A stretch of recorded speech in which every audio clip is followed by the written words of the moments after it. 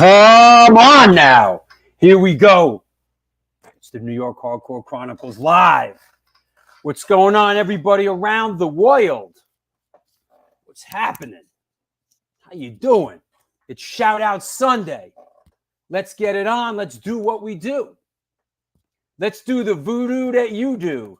What's up, JoJo? Hope you're well. What's going on? Jose, Gina, good to see everybody. Robert Hogg, what's up?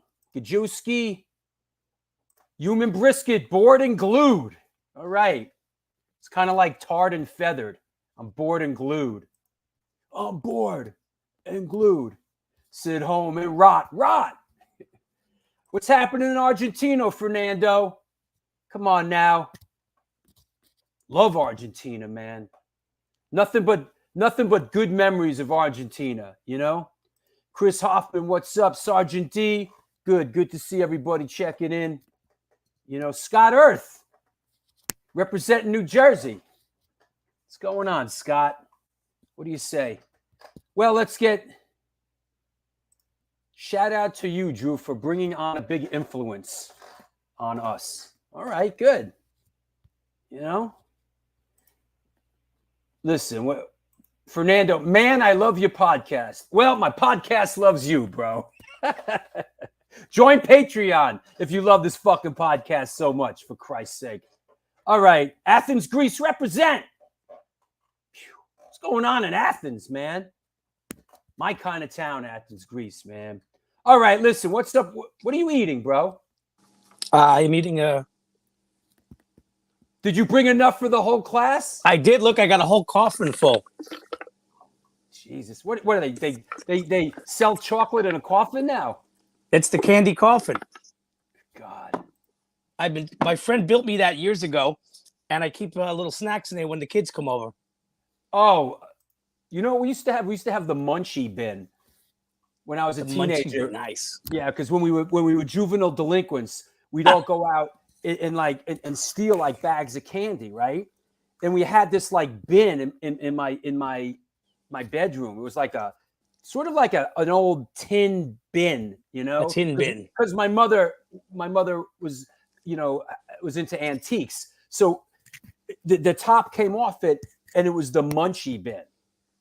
So whenever we would get the munchies as teenagers, it was the munchie bin, and it was just shit that we stole. We used to go from store to store to store in New York, stealing fucking cookies and candy. See, right now I got... Hey, you went to the movies today? I did. I just saw the Batman, actually. Bro, tell me that didn't suck. No, it was good. It didn't suck at all. It was definitely... Dude, relax. You're the guy that told me the Godzilla movie was great, and that thing was an abomination. Which one? Remember, you were like, a fucking Godzilla movie. It's awesome. I'm not going to... I liked it. Right. I liked... Which one are you talking about? The last one? King Kong? No, one of the ones before that, you know. What did you say about it? It was slow-paced? Oh, no, the bat was definitely... Yeah. I mean, it was like 3 hours and 10 minutes, by the way. I didn't know it was going to be that long. But it was definitely a slow pace, kind of like a noir kind of vibe, you know? Yeah. But I enjoyed it. Okay. You know, it's not an action movie by any means, you know? It's not an action movie? No. Excuse me. The Batman movie wasn't an action movie? Not this one. Definitely not. The Del Rey premiere didn't happen yet, Spiky. It's happening on Thursday. So if you're in Florida, get your friggin' asses down to the world premiere of my new film. Where is it? Here. This Thursday in Delray Beach, Florida. There's the world premiere of my new film. The Jews and the Blazoos. The Jews and the Blues. I will be there. I'm doing the Q&A with my dad. 3:15 in the afternoon on Thursday. I'll be there. Right? So it's definitely worth checking out. That's another movie I really enjoyed. Yo, I bet you my movie's better than that Batman shit, bro. The Jews and the Blues is not an action movie. There's more fucking action in my movie than in that Batman shit. Speaking of action, ladies and gentlemen, boys and girls of all ages, here we go. Wrong answers only, please. This is photo of the day. Boom. What do we got here? There you go. Is it Hey Drew? Hey Drew. Hey, you want to know something? I'm screening the film in DC. I got the date already and everything. Hold on. I will be in DC screening the film in May something. So yeah, Sergeant D, I'm coming to DC, bro. All right. Is it the bass player looks puzzled? Is it Breaking Benjamin? Is it the gluten-free motherfuckers? Is it I'm too old for this shit band? Is it TSOL? Where you getting that from, bro? Looks like Hatebreed. No, hon. It's not Hatebreed. No. Is it the White Boys of Rock? Yeah. Not really, no. The other guitar player, he doesn't fall into the category of white boy. Rat Bones. Yeah. Is it the Dust Band? Here's another shot. Listen, you got the Dust. Listen, I want to tell you something. We got a show coming up at Bowery Electric in a couple weeks. Instead of me saying there's no one should be smoking dust outside the show, I'm going to change it up. Come to the show and smoke all the fucking angel dust you want. I don't give a fuck. Smoke your dust, smoke your angel dust outside the show. Let's do it. Right, Rat Bones? All right, hold on. Photo of the day number 2. Here we go. Photo of the day. Let's do some right answers here. Let's keep it moving. Do people still smoke dust? Yeah, my matinees, they do. It's New York City, bro. People come to my friggin' shows and actually smoke dust outside the show. It's unbelievable. All right. Yeah, dust. I'm sold. Right. Is it? That's a good name for a band, actually. Do people still smoke dust? Yo, we're... All right. Is it... Holy shit. Is it Crippled Urn? Is it Crippled Urn? Is it Crippled Urn?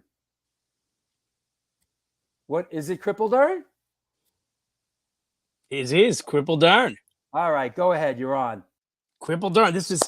I was so happy. This is my first show back, seeing a show since I've been back in America. And this was at the Kingsland the other night. And it was Crippled Urn, Fire is Murder, The Beast from the East. I think the other band was called 10 Slugs. And I hate to say it, I'm forgetting the name. There was a Philadelphia band that played played last, and I'm blanking out. But Crippled Urn, just killing it like always. Definitely one of my favorite bands of the last few years. Yeah, we love every time guys. I see them, they get better and better. These guys are on our team, man. We love. Yeah, guys. They're on the A7 comp. These guys smush, man. These guys fucking smush it. Tyler is such a monster front man. He really is. Yeah, he's a beast, man. Oh my God, and also just Will Romeo. These are just great guys. Tyler cracks me up. The last time they played Kingsland, he was throwing him back, and I was like, how is this guy going to do it? And he gets on stage and just destroys. Yeah, no, he fucking unleashes. Yeah, he really is. They're heavy, man. And the guitar player Will is in Enziguri now. Yeah, I think he does. I don't know if he's also in a really good band called Neck Scars as well. How did these motherfuckers have time to be in so many bands? I don't know. Right? I'm playing with these jamokes. I can't get them to rehearse once a month, much less fucking unbelievable. Yeah, I got to tell you, man. They and their most recent record, it's fantastic. Just one of the, you know what? It's so great knowing we have these bands that are just like really tearing it up, you know? Don't get heavy on me, bro. You know, man, it's just so beautiful. It's so beautiful and groovy, beautiful. man. Like It really touches me. There's just so many groovy bands out there. Hey, real Smoking Are we Dust. doing Dust now? Woo! It's so Bro, colorful if in there's here. one thing that I don't miss, it's smoking dust. I'd rather smoke crack than dust. Anyway, speaking of Dust. speaking of dust, how about the next 4 shows coming up? Yeah. Next 4 shows. Here we go. A week from today, because there's no show Wednesday, because I will be down in lovely Delray Beach, Florida, screening the world premiere of my new film, The Jews and the Blues. Sunday, March 13th, Mr. Dave Niebuhr, who has an extensive knowledge and love for horror films and horror film soundtracks. So this will be very cool. Then Wednesday, March 16th, Michael Alago's coming on the show. This isn't the revised flyer. That's right. That's right. Sean from White Zombie will be on the show as well. So we finally got Shauna. Very psyched for that one. Wednesday, March 23rd. Will he actually be on the show? So he's like Kaiser Sose, Rick Agnew, man. It's like, don't be upset with me if this Rick Agnew thing doesn't happen, because dude is like Kaiser Sose, you know? Yes, Victoria, Lago's coming on. And then Sunday, March 27th is the Big Thumper Riggs Ross. You know what? Let me show you the revised Alago flyer, which got me into a argument with Alago last night, but I won't get into it now on the show. But there you go. There's the coming up Wednesday, March 16th. Sean Yasalt from White Zombie will be on the show. Let's hear it for the ladies. Yeah. So there you go. All That's right? one for the women of the pit right there. Alago's the man. Listen, Alago, bane of my existence. God. The Alago film that I directed is coming out on multiple platforms. It is being re-released March 25th. So, who the fuck is that guy? No, Alago's not getting food delivered to him by John Joseph anymore, because John Joseph moved down to where? Florida. That's right. It's going down. All right. There you go. Yeah, Sean. We got Sean on the show. That's cool. All right. Who do you want to shout out? I want to bring our guest on. You know what? I just want to shout out. Shout out JoJo. I saw JoJo out there. Okay. You know, always a pleasure. And you know what? I'm just psyched. I'm shouting out 24/7 Spies, because I'm really getting psyched. That show is creeping up. You know what? Funny you should mention it. Here it is. Our next show, free, all ages at the Bowery, Sunday, March 20th. Yes. Here we go. There's no more restriction. There's no more of this proof of vax shit in New York anymore. It's a free-for-all. Got me in there. It's a free-for-all. Ted the Sledge, right? Classic. Yep. Wango Tango. Wango Tango. Yo, That'll Ted piss some Nugent, people off. We'll get Ted on the show. Yo, I'd love to get Ted Nugent on this show. That dude just goes off, man. Ted Nugent just goes off. Here we go. Sunday, March 20th, 24/7 Spies, Ache, featuring Ryan Bland. Neighborhood Shit from Boston. Serial Poets, featuring the one, the only, Mr. Steven Cena. And then Iconicide, celebrating their 33rd anniversary. Damn. Hey, there he is. Come on now. Ryan Bland. Ryan Bland. Come on, kid. Nah, they're going to tear it up. I hope you're getting your game tight, buddy. Yep. Yeah, Joe, drag your ass to New York. Serial Poets. You want to see Steven up there hitting the notes? That's it. Don't embarrass me, bro. Nothing but love songs. Love songs. Nothing but love songs. That's right. Fucking animals. All right. You want to shout it? You're done, right? Yeah, you know what? I'm excited. This is a big one. You know what? I'm going to shout out Willie Ramone. He was I remember when we got Jake for the show, Willie Ramone was super psyched about it. So I know he's got to be watching. So yeah. Good. All right. We'll catch up to you later. I'll see you in the pit. All right. This is the New York Hardcore Chronicles live, and we are sponsored by New York Hardcore Comics, the Texas Silver Rush, Chain Reaction Records and Skateboards, Chachos Tacos, Generation Records, 126 Hardcore Clothing, DTFM Vinyl Distro, and Organic Grill. It's a vegan restaurant located in the East Village of New York City at 123 First Avenue, featured in New York Magazine, New York Times, and Veg News. Their dishes have won numerous awards, including Best Goddamn Veggie Burger. They make their own cheeses, sausages, and burger patties, and every dish on the menu can be made gluten-free. This year, they're celebrating their 22nd anniversary, and they're all about having a great time while enjoying amazing, clean food. They have now fully reopened for business and look forward to seeing you. Get in touch with them, meaning Vlad, and order some great food at www.theorganicgrill.com. Before we bring our guest on, how about 126 Hardcore Clothing? It's a streetwear brand for restless individuals who don't compromise. I'm not compromising. What the hell can I wear? Funny you should ask. 126 Hardcore Clothing. They are about being positive, spontaneous, and true to yourself. For years, they've experimented with several printing methods and materials and collaborated with a large number of designers and illustrators, always giving room for fresh perspectives while retaining the hardcore attitude. Get in touch with them. Ramp up your game at www.126clothing.com. You know what? Let's bring our guest on. Let's clear the deck. Put your shoes and socks on. Here we go. Let's have no distractions. Everybody in the chat room okay? Hey, bro, I know you're restless and you don't compromise. That's why you watch the New York Hardcore. Oh, God. Here we go. All right. Restless. That's it. Yo, I might have to add that to the band name list, right? We're the restless individuals. God damn. Well, here we go.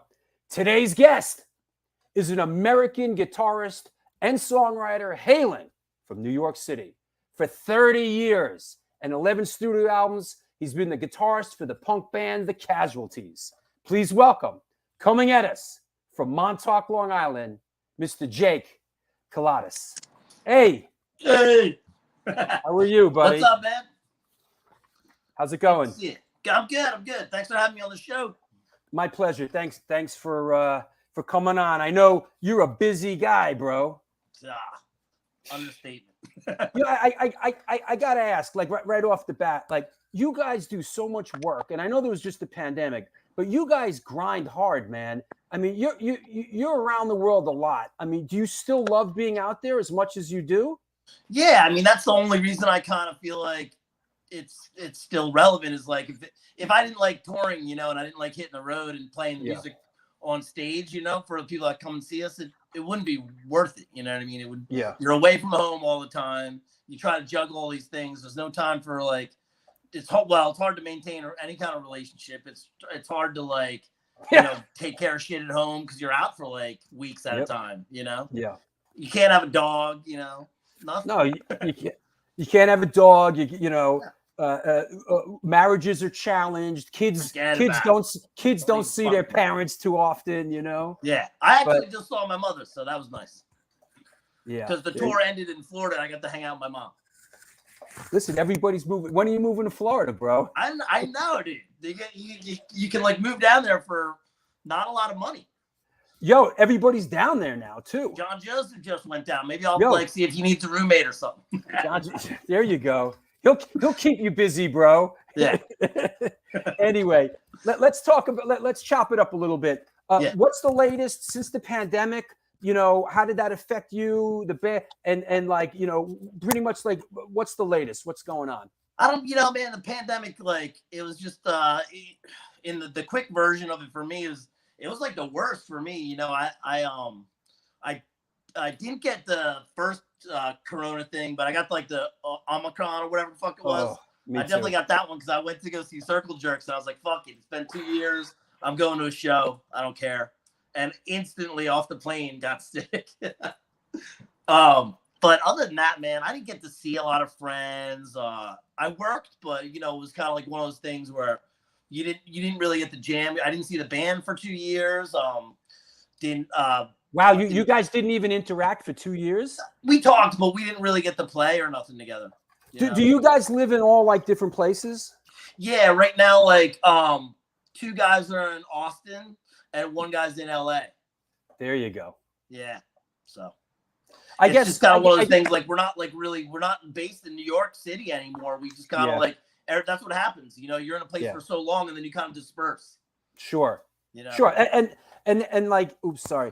That's not unique. It's like all bands, Agnostic Front, you know, Sick of It, all these bands. It's like, and then of course, you know, like I joke, like you don't practice, you start a tour, and like basically the first 3 shows is the rehearsal. I know. We do this thing where we'll fly down like about a week beforehand and just practice every day. Is that right? Yeah. And then we go into the show, and it's still, you know, it's still like nothing can prepare you totally for the show, but at least you like have something going. We couldn't just show up and like I'm not good enough to just show up and start playing. I need a little something with the guys, you know. Yo, Montauk is getting love. Everyone's like, Montauk must be great. Montauk is beautiful. Montauk, you know. It's fucking awesome. In the summer, dude, I swim every day. You know, I have a Montauk memory of going shark fishing as a young teenager off Montauk, right? Yeah. Like this must be like late 70s, early 80s. We went and everyone just gets hammered. You go out on the boat and you just try to get the biggest sharks and pull them on the boat, and they're on the boat like and you're like and you just fucking beat the thing to death. And it was fucked up, you know. I go swimming. I just hope those fucking guys don't bite me because of what you guys are doing. Montauk, man. Do you surf? I surf as in like mostly underneath the wave instead of on it. Because I know there's good surfing out in Montauk. Yeah, I go out, but I'm just it takes time, man. And I used to skate, so I got a little bit of it, but I'm not good at all, you know. So it takes time. so now the pandemic winds down and you guys are back. You're back on the horse. Yeah, what was cool is we had a tour like kind of ready to go, and it was just like, all right, I hope this shit sort of ends, and it did. And then we hit the road real hard, and then right after that, that next variant came out. Right. And then it was like, okay, then that took its course. Then we had another tour right after that. So it was kind of cool because people were just thirsty for shows, man. So we had a good time. And you got this is coming up, right? Yeah. Hell, that's pretty killer. That's gonna be a good one. We're doing it's us and Lions Law for most of it, and then those dates that you see right there with the Exploited, which is for me amazing. I love that fucking band. I mean, that's the bane of my existence. Right there. Sure. Yeah. We're gonna talk about them a little bit later. They're gonna come back. They're gonna come back into play. Is this kind of the official sort of we're going out with Lions Law flyer? Is that what this is? Yeah. That's the main tour, and then it's like I see. We have a few dates with the Exploited, and then we have like even a show with Coxbar. Oh wow! Yeah, there you go. Pretty cool. Yeah. Now you're talking my language, man. Love that. I always wanted Coxbar to open for us, so you know. They're great. Oh, that's funny. All right, let's. Hey, how did you come up? Where did you grow up? And did you grow up in a musical household? How did music come into your life? You know, I'm actually from New Jersey. Right. Mm-hmm. Even back then, I would just always I was like a teenager. So I was like, in that video that you had, I was like 95. It would have been like fucking geez, I don't even know if I could drive yet. Right. Like right around 16 or so. No, maybe like 17, 18. And like, I was, just hitting the city as much as possible from Jersey. It wasn't that far, you know? And I was like Rio, CBGB. Were your parents into music? Like, was there music in your house as you were a child? No, like, you know, not really. Like, my mom played like mandolin and stuff, but she's the one who took me actually for guitar lessons when I was about 11, 12. Because in my school, it was like it was kind of like, oh, you could take a clarinet course or something. And I was like, this sucks. Where in Jersey, if I may ask? Sorry? Where in Jersey? Oh, that was Hunterdon County, way out like west. That's out there, man. Yeah, dude. Yeah. I mean, that's like even to get to the city from there is a hump, man. Well, there was this bus called Transbridge, and it was Sure. like $10 for a round trip. So that was like every day, you know, from high school, I was like skipping Fridays, right? And then just going to the city for a long weekend. I'm not sure this Courtney Fellowship of Oddballs says he hung around us Philly punks when we were teens. Yeah, probably. Yeah, Courtney. Oh, yeah, she's a friend of mine. Her and Jeff were my friends back then. Yeah. Yeah. They're still my friends. But... Why guitar? Why did you gravitate to guitar at a young age? I don't know, man. You know, when you're a little kid, you're just like, I want to be a rock star, you know? Like, so you're kind of like, yeah, I was like, drums seems like a lot of work. Yeah, right. I'm not against any of those things. I don't know. I just gravitated towards guitar, and then I had an acoustic for a while. It takes like about 2 years before you can start playing Ramones shit. And then I kind of was like, I'm good. I don't need lessons anymore. I got this.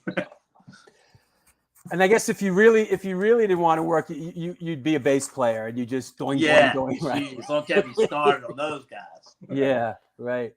Before I know you got into the Casualties in like '93, but before that, like who were your main influences when you first picked up the guitar? Who resonated for you? It was all the, you know, going to like when I was really young, before you get into the cool record stores and all like the like DIY shit, you know, there was like what there was. So like at the time there would have been like Sam Goody or something like that, or All Wick Records or something where you could go, dude, it was cassettes, you know what I mean? It was I would find like Accused, Dickies, Exploited, anything that was jumping out at me, and I was like, what the fuck is this, dude? And then it was like, okay, like, you know, I was into horror movies, so The Accused jumped out at me because here's this like Maddest Stories Ever Told, and it's like this fucking skeleton with a mohawk eating this guy's brain. Yeah.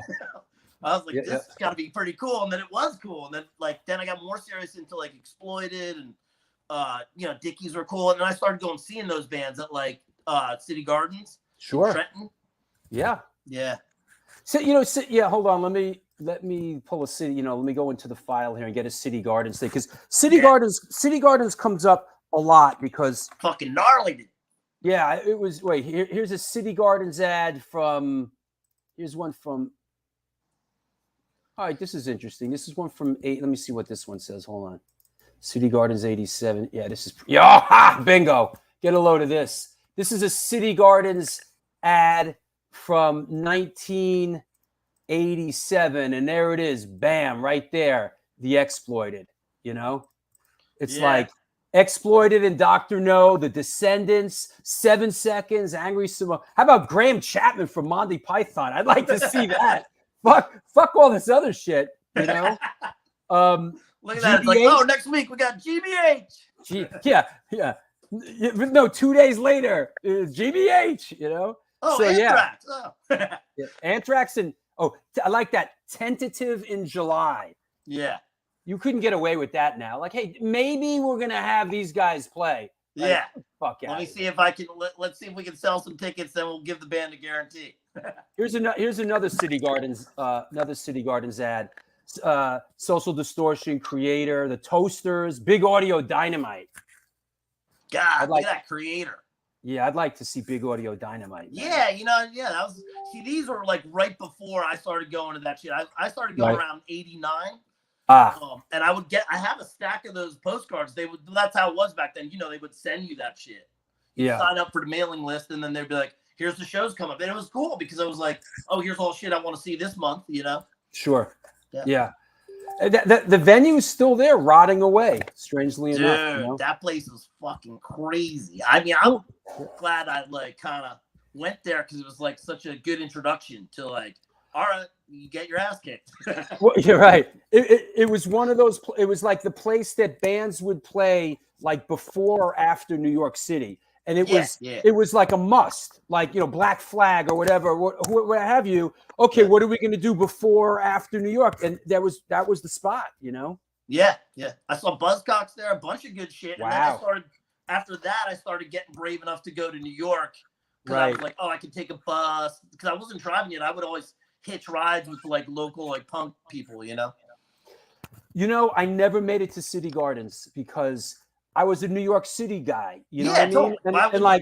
Why would you go to Trenton? Every Sunday I'd be down at CB's, A7, CB's. Like, I never was at City Gardens, and I never made it to the Anthrax because everything came through New York City, you know? Yeah, why bother? Why bother? Yeah. I remember going to like the Ritz before I dug in deeper to go like CB's or ABC No Rio.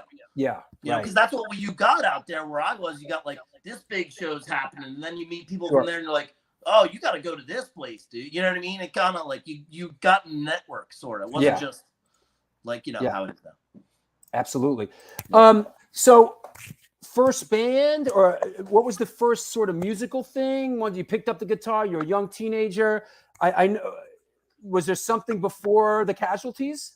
I had a little band with some like skinhead dudes. We were called like the Boot Boys because that's what was around. We were just hanging out, and really, honestly, it was just like case of beer, and we were covering like foreskins, like whatever 3-chord shit you could do. I think we played like Chaos like 20 times, and then just went down the train tracks with a 6-pack. That's a good one. What do we want to call ourselves? The Boot Boys. Yeah, you know, like just the most like dumbest but funnest like cool time. Like I really was happy that I had that, you know. And I lost touch with all those guys. I don't know where they're. Hopefully they ended up not in prison, you know. But I don't know. Well, hopefully they're not in Rahway right now. Right? Yeah, I know, dude. So Boot Boys, did you guys play out? No, it was strictly a practice space band. It was like my dreams. Yeah, it was like my band, the Zoids. I was in the Zoids, and like we played in Bill Budis's bedroom, and like we would just chip in a couple of bucks and go get a nickel bag of weed and get like a 40, and we would just hang in Bill Budis's fucking bedroom and just do bong hits and pass the fucking beer around, and we would just play Peter Gunn. Yeah, but that's how you start, though. Yeah, you know? For sure. For sure. So how does that sort of how did the Casualties come into your orbit? Well, I was going, like I said, well, not like I said, but like I was going to ABC No Rio, right? And that was like really like the, oh shit, this is like what I've been looking for, you know, like because you go to the bigger shows and you're like, all right, let's like kind of like see this, but then it was like now I felt like amongst my people, you know, with like CB's and ABC No Rio, I was like, this is like kind of like what I'm into, you know, like you go down to the basement and the show's down there, and it's like upstairs you buy some records or some shit from the bands that are playing that night. You know, I was like, this is what I want to support, you know, this is what I'm into. And I really took a liking to the bands that were around then was like The Denied, Public Nuisance, Casualties. And I went and saw there's actually a picture of me in the crowd for the band before I joined them. Wow. You know, and I really was like, became friends with a lot of those people. And, you know, from there. Here's ABC No Rio from 1990. You know, some of the usual suspects, you know, SFA, Super Touch, Eye for an Eye, Rorich. Yeah, some of them, I didn't know. There's so many bands that came through there, but I knew, like, you know, I would see, like, bands, you know, the Deviators were around. Bunch of bands. So you saw the Casualties, you loved the Casualties. Yeah. Actually, I spoke. You know who I spoke to today? Who hooked us up? I spoke to Mark Yoshi today. Yeah, to get a little background. He said, you know, when me and the guitar, he came in when me and the guitar player left. He said, you know. So well, yeah, you know, like bands in the early days, they have like little like lineup changes. Those guys are cool. Like Mark was always really nice to me. Yeah, Mark's would buy on records. Like between some of those guys, they would turn me on to like cool shit. I was like, yo, like how's this Defects record? And they're like, dude, get into that, you know. And it was so there was some cool like, you know, I looked up to those guys, and they really sort of like brought me into more of things because they were always a little older than me. So there's a lot of shit like I was getting, you know, of course you can find like conflict and stuff, but these guys were getting you into like even deeper things, you know. Like cooler, even not cooler bands, but bands that are a little more hard to like. You wouldn't find that in a chain record store back then, you know. And sort of set the table. ABC No Rio really had its own sort of scene, its own sort of world. And were the shows in the basement at that point? They were then. I heard already when they started happening upstairs. I already wasn't going to ABC anymore. It kind of got really political, and it just it lost its fun to me. You know, I wanted to go see punk shows and dance and like support bands, and then when it became like kind of like a Bible study, I kind of left that whole scene behind. You know? I hear that. Yeah, I'm not into that. I just was like, fuck this. And then I would spend more time. So it kind of diverted. I went. And from there, I spent more time at CB's and Coney Island. I see. Then, and I was done with it. I just didn't, it's got to be fun, dude. You gotta have a middle ground. It's got to be fucking fun. Yeah, absolutely. So how did you join the Casualties? Walk us through that. I just became friends with the guys, and then one day they needed a guitarist because every band back then was going through lineup changes like crazy. I mean, it was like you have these people. And I'm not talking about just the Casualties. I'm talking about like every band. Yeah. You're dealing with like destructive people. Like, let alone being in a fucking band for more than 2 years, you know. Yeah. And then when I joined them, I kind of had like these ideas of like a bigger thing, you know. And it took everybody, but I was like, I kind of felt like, let's do this. Like all these bands are coming out with fucking albums, dude. We should be doing something like that. And would that be, I mean, I know there was a couple things, but would that be safe to say for the Punks was kind of like that first album effort type of thing? Yeah. That's actually the newer cover. I know. I saw that. Yeah. There was like 3 different covers. I was like, which one? Oh, you know? Yeah. That was the, but it was like one of those things where it was like, we were right at that pinnacle of like being, you go from being Maximum Rock and Roll's favorite band to like sort of breaking out a little bit, you know? To being hated and despised because you have a little success. Totally. And there was already, I mean, even back then, before the first album came out, there was already haters, you know? So it's like, well, why don't we just go for it then? You know? Well, yeah. And you guys have certainly weathered the storm. I mean, you know, for years and, you know, taking a couple hits and you keep marching on. Any memories of recording this record? Or I don't, you know, this is a beloved record for your fan base. Like anything you could share, like recording it or when it first came out? Yeah, it was right by Kellogg's in Brooklyn, the diner. Yeah. Yeah. Okay. So right down the street, like not even the same block actually. About 3 doors down from Kellogg's, there was this like little like warehouse, the garage door, like a warehouse, and it was a small warehouse like anything in New York, right? But so it was more like a garage where you would see like cars getting tune-ups and stuff. Not a huge place, but there wasn't. So you go in. It was one of the guys that passed away from World Inferno Friendship Society, Pete. It was his name, and then there was another dude that I'm spacing on his name right now. It'll come to me. But they helped us record that first album, and they were so cool to us, dude. But it was like you had to duck down. I remember I went under this thing, and I was recording my guitar like in this little space. But it was such a cool thing because we were like, it was our first real like, recording experience. Like, okay, the album takes more than a day. Wow, you know, like right. You know. It's not just like live to cassette, right? And Carlos says such a life-changing record for me, completely changed the direction of my record collection. Oh, cool. Well, I'm happy. I hope it was for the better. Yeah. Gina says it was kind of like Gina says love it, got hooked. Yeah. It was one of those things like it was $600. We were like the fucking wildest looking band in New York City at the time, and we were like, let's just fucking do this. And you know, even with the recording process, my timing's still off on that record. Yeah, but that's part of. I was like 20, dude, or 19 or something. Listen, no disrespect, but that kind of that's kind of what makes your band great, bro. Is that it's a fucking train wreck. Yeah. No, seriously, man. Okay, I don't want to hear the Casualties like all fucking like pitch perfect and Pro Tools out. I want to hear a fucking freight train, man. You know. Yeah, like that record was like kind of before Pro Tools and stuff anyway too. Yeah. So it definitely caught all the rawness of it, you know. Yeah. Yeah. I was happy, but I mean it was fun because your first album, you're like, whoa, I didn't know we could do an album. You know, you're like thinking like, we're just going to be a 7-inch band. Sure. Yeah. And who put that out initially? That was first came out on Tribal War. Tribal War Records, right. which Neil was like kind of Neil from Tribal Wars was like a staple dude at like ABC and stuff at the time. He helped a lot of bands, did a distro. It was a cool thing back then. And then that album, we did another record with him, the second one. But then after that, it's sort of, like I said, we kind of stepped away from that scene a little bit. And we did the second pressing of it came out on GMM, which is Mark Noah's label from Anti-Heroes. Sure. And he did a pressing of it on CD. And then after that, we, you know, that kind of it took its course.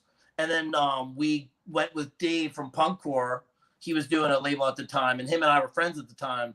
So we did that record with him, and he kind of like did all the records justice then. And, you know, because of his help, we went to, you know, the next step up, which was Side One Dummy. And then, you know, that's more history, you know? Yo, Joe Sibbs coming on the show. Yeah. Sib was cool. All those guys were cool, you know? I lost touch with a bunch of them, but. Yeah, Sib's cool. He was in the film that I directed. Who the fuck is that guy? The Fabulous Journey of Michael Lago. He was great in it. Joe Sib's a smart, funny guy, man. Yeah, dude. Very. And he's a good dude, too. We still talk to this day. We actually just, hey, when are we going to hang out? You know, like I pay attention to his comedy thing. He's a good dude. You know, when my kid, you know, growing up, when my kid was a kid, I had a CD, a Joe Sib like comedy CD that we used to, and Joe Sib, we listened to it again and again, and the great story he tells about meeting Joe Strummer. That was like, there's this great Joe Sib bit where he talks about meeting Joe Strummer and how cool Joe Strummer was to him, and how it was like it was mind blowing to him, you know? Yeah, dude. Once you meet like one of your bands that you look up to, if they're cool to you, you're like a fan for life. Sure. So like that's why I try to like if I'm in a shitty mood, I try to just go hide somewhere. So I don't speak to anybody that day. No, that's actually that's a good tactic, man. You know, and like one thing I got from my dad, and I've passed this on the show many times: never react in the moment. Yeah, it's tough. Yeah, it's tough, man. But I've rarely react in the moment now, but you will regret it. You know, don't react in the moment. Never react in the moment. Take a deep breath, get some sleep, whatever. Think it through, and then respond. And especially, I think in maybe in a position where you're in, it's like you want to have a smile on your face and be at your best when you interact with people that fucking love you, man. You know? Yeah, dude, I know. And, you know, it's almost like you learn that lesson. There's no way to not learn those lessons. Right. I wish I could go back and say sorry to a bunch of people that I kind of was a dick to, you know? Yeah. But we're all human beings, dude. I mean, like, how am I going to be perfect, dude? You think the guy with tattoos on his head and a mohawk is a normal guy? Yeah. Like, you know, it's like, yes, we've all had mistakes, man. It's like, and especially being in a band. Some fans I could go back to and be like, hey, sorry, I was being a dick that day. But especially being in a band with a bunch of fucking guys who react in the moment. Yeah. Oh, dude. Jeez.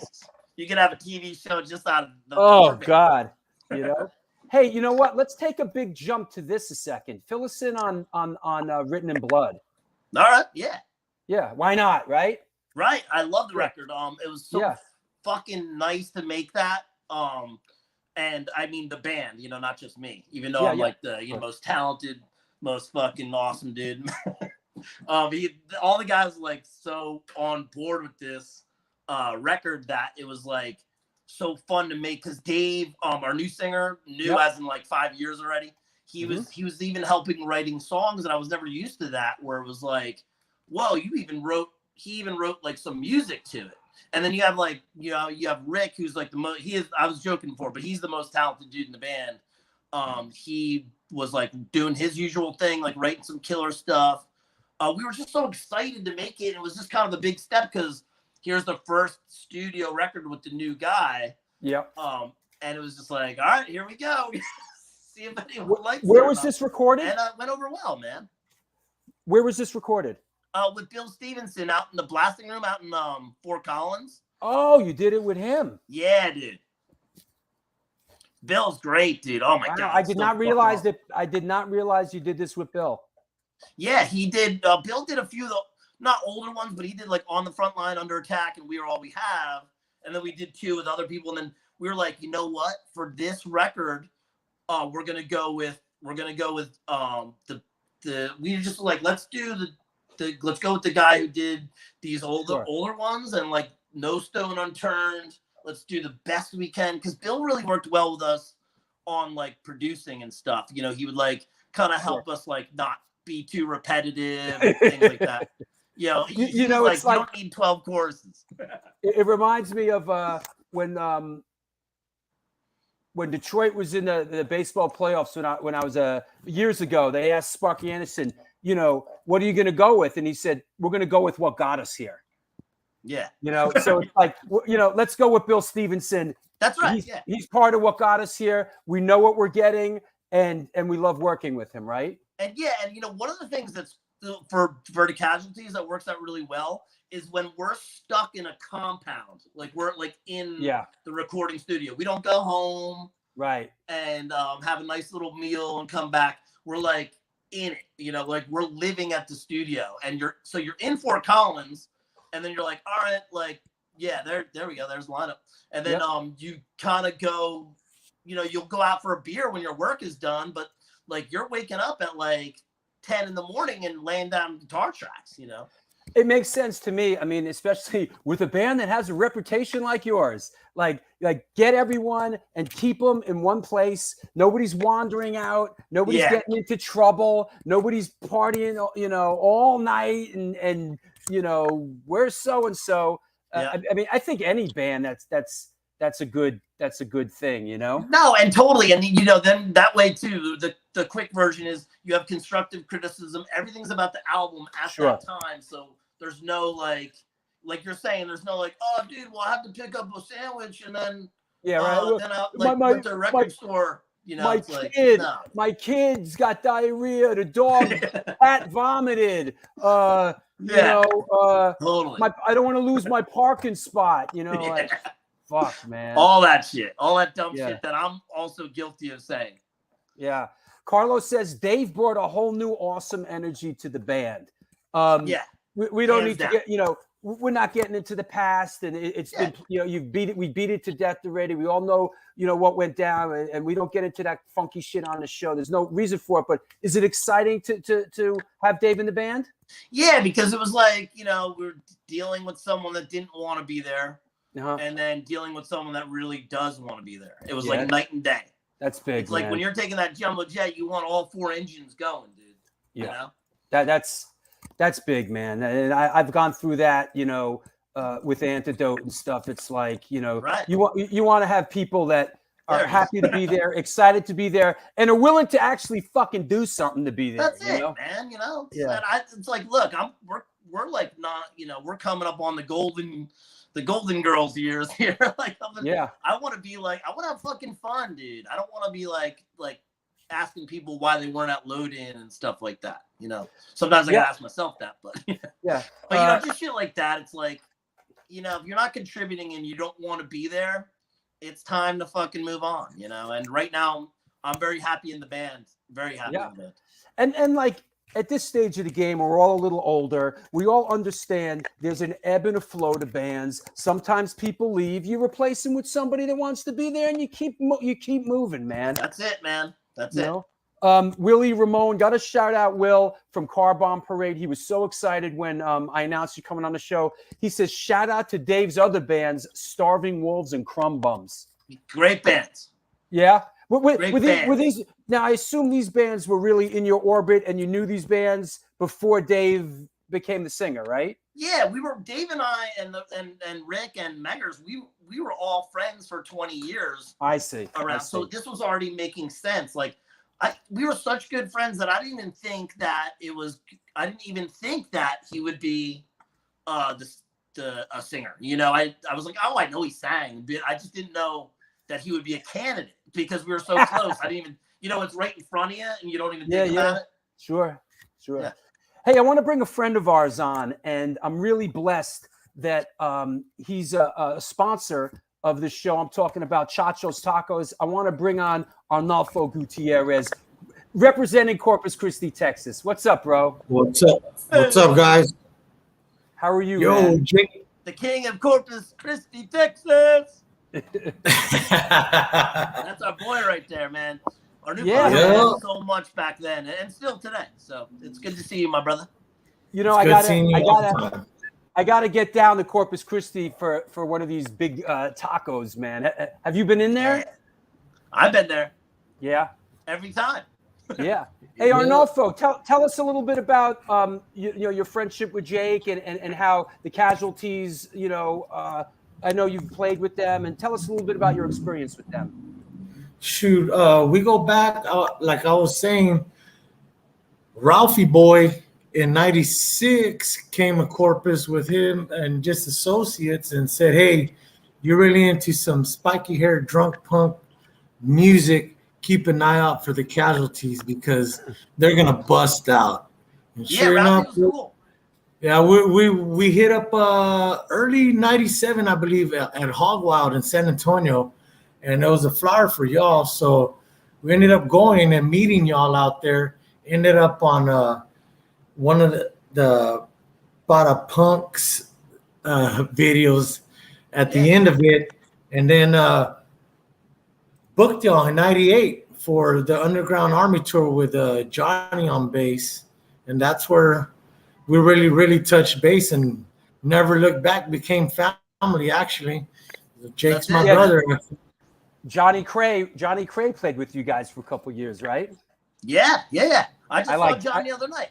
I like Johnny a lot. Drunken Rampage now, and he does the crazy.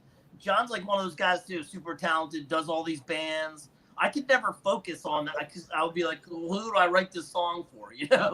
But he's got that shit nailed down. He's a good dude. We've been friends forever, man. It's like on Rufo, like you meet these people in the scene and like they become friends for life, Yeah, absolutely. And Johnny works with Mark down at Generation Records, so you see them a lot. Does he work there now? Yeah, I don't know at this very moment, but during the pandemic, he's in there a lot and part of that kind of team down there, Yeah, that's cool. Yeah. So with Johnny, it's crazy. Over there, like Ron Grimaldi and everybody. Yeah, Ron Grimaldi, exactly. Yeah, that whole. They're fun good, man. With those guys. They're good supporters of this show, man. They're good people, man. Yeah. You were saying, Arnolfo? About Johnny going through the years and finding out maybe about 5 years after meeting him, we share the same birth date. So happy birthday, Johnny. February 23rd, it just passed. Right. Yeah. Were you guys weren't just in Texas, were you, Jake? Yeah, we were just down there. Our tours kind of start out there because Dave and Meggers are in Austin. So that's our home base, sort of, now. So that's sort of like the jump off point. Yeah. Do they? Hey, Arnolfo, they don't do Tejas and Tejas anymore, do they? No, that's been a while since they stopped doing that. It's been, I want to say, a little bit more than 7 years, if I'm not mistaken. Yeah, it was a whole bunch of stuff. It was that right there. If you're ready for a fest, that was a fest because it went 24/7. It went to private houses. All right, we're in this house. 4:00 in the fucking morning. Everybody, there's a keg. You're drinking. Bands are still playing. Wow. Sleep for a couple of hours and start it all over again. Tejas and Tejas. One year we were going to go down and play one year, but they didn't sort it out. So, but yeah. Jake, Texas a hot spot for you guys? I would say, yeah. I mean, like, dude, there's heavy hitters down there. Dallas is always a good time at Three Lakes. Yeah. Austin's always Austin's a good one because Austin's like New York. It's like a very you got to come with something good because they got so many bands coming through. So it's like that's a good starter to be like, fuck, if they don't like it, we're doomed. So that's a good starter right there. And then then everybody else falls in line. Like San Antonio is always fucking fun, dude. Like I said, Corpus, but we do the small ones too. Like we'll do like Brownsville. We'll do like what's it called? When you play Texas, when you look at it on the map, you think things are relatively close, but they're not. So you can't just go, Houston to you gotta have little in between shit, or you're on you have fucking 2 days of traveling. You know. Yeah, we'll do like Lubbock, Texas. We'll do all that little shit too. Yeah, Mexico. You gas up, man. Those 8-hour drives, you gotta get gas somewhere. How about Mexico? You guys go tear it up in Mexico? Yeah, dude, it's been a while, but yeah. Shit, I got my head broken open. What's the place I remember in Tijuana that was like all these different levels? It was like, I was there with Biohazard, man. It was like, it was a stage and there was like all these different balconies, man. Yeah, it's across from that one legendary like strip club place where that's right on the strip there. That was that's a crazy. I don't know if that place is still there. That place was crazy, man. Yeah, we played there a few times. I know what you're talking about. You know. Yeah, it's like got a couple people like. It's like something out of Mad Max Thunderdome, man. Yeah. It's like, dude, it was you know what? Oh yeah, that's it. Iguanas. Thank you, Silver Lining. Iguanas. From dusk till dawn. Yeah. It's iguanas. Yeah, that's it. Yeah, from dusk till dawn. It was like that. Oh fuck, man. They're crazy, man. I mean, they're good crazy, you know. But you're like, all right, well, I guess I'm gonna go get stitches at the promoter's mom's house tonight. Why? What happened? How'd you? I got blasted in the head with a fucking bottle with rocks and shit in it. Hey, you know who just chimed in on my? You know who just chimed in? Iguanas on my phone. Igor from Sepultura, or Igor from Igor Cavalera. Cool. Just chimed in. What's up, Igor? Shouting you out, brother. And hey, Bob Riley from Stigmata Murderers Row, representing Troy, New York. We've met the enemy, and the enemy is us. Says first met most of the Casualties hanging out on St. Mark's. Great band. Played many shows with them. St. Mark's was like King's Road of New York City. We would just hang out, dude. Just hang out and whether you were doing whatever you were up to, dude. Most times it was 40s, but like cops weren't really busting you for 40s back then.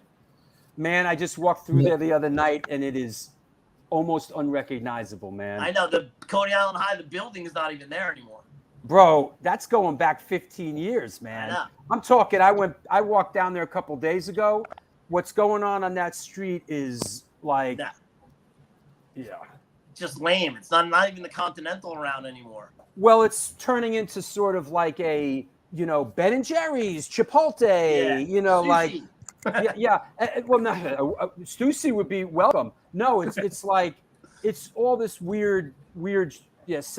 Well, St. Mark's might be dead for you, Rat Bones, but obviously for a contingent, you know what it is now, really, I think to a certain extent, that St. Mark's there, our old stomping ground, it's like an NYU common now. It's like it's just where the NYU kids are, the bars, the restaurants, and it's all culture. It's just like a food court now.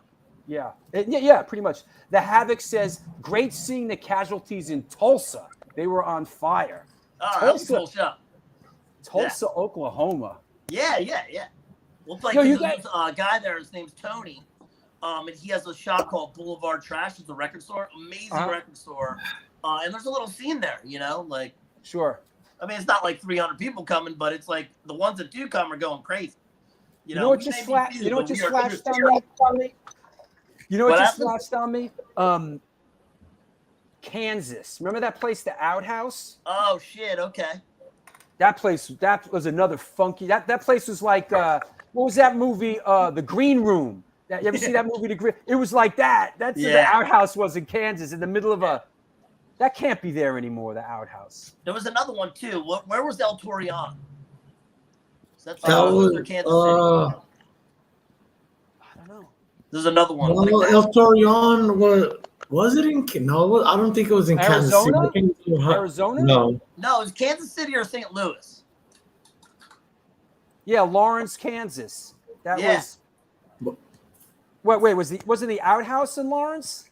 Shit, I can't remember now. Yeah. It all goes by it all. Yeah. Hey, got to shout out Frankie Too Far, the governor. How you doing, Frankie? Hey. All right. Hey, Arnolfo, listen, I want to thank you for coming on and chopping it up a little bit. And I want to thank you so much for being a sponsor of the show, man. I love having you guys a part of this thing. I just want to thank you. It's no problem, man. Like Jake knows, we've been here. We're not going anywhere. We love the music. We love the people in it, the scene. And what can we do but even though we're in Texas, we sponsor New York hardcore all the way up there, but we sponsor everybody. I'm inviting everybody that's on tour. Come have a meal at Chacho's. Jake knows it's on the house. We got you. Thanks, Arnolfo. We'll talk to you soon, brother. All right. Thanks for having me. Later, Jake. Take care. Good dude right there. Yeah. Yeah. Super supportive. Yeah, here we go. Yeah.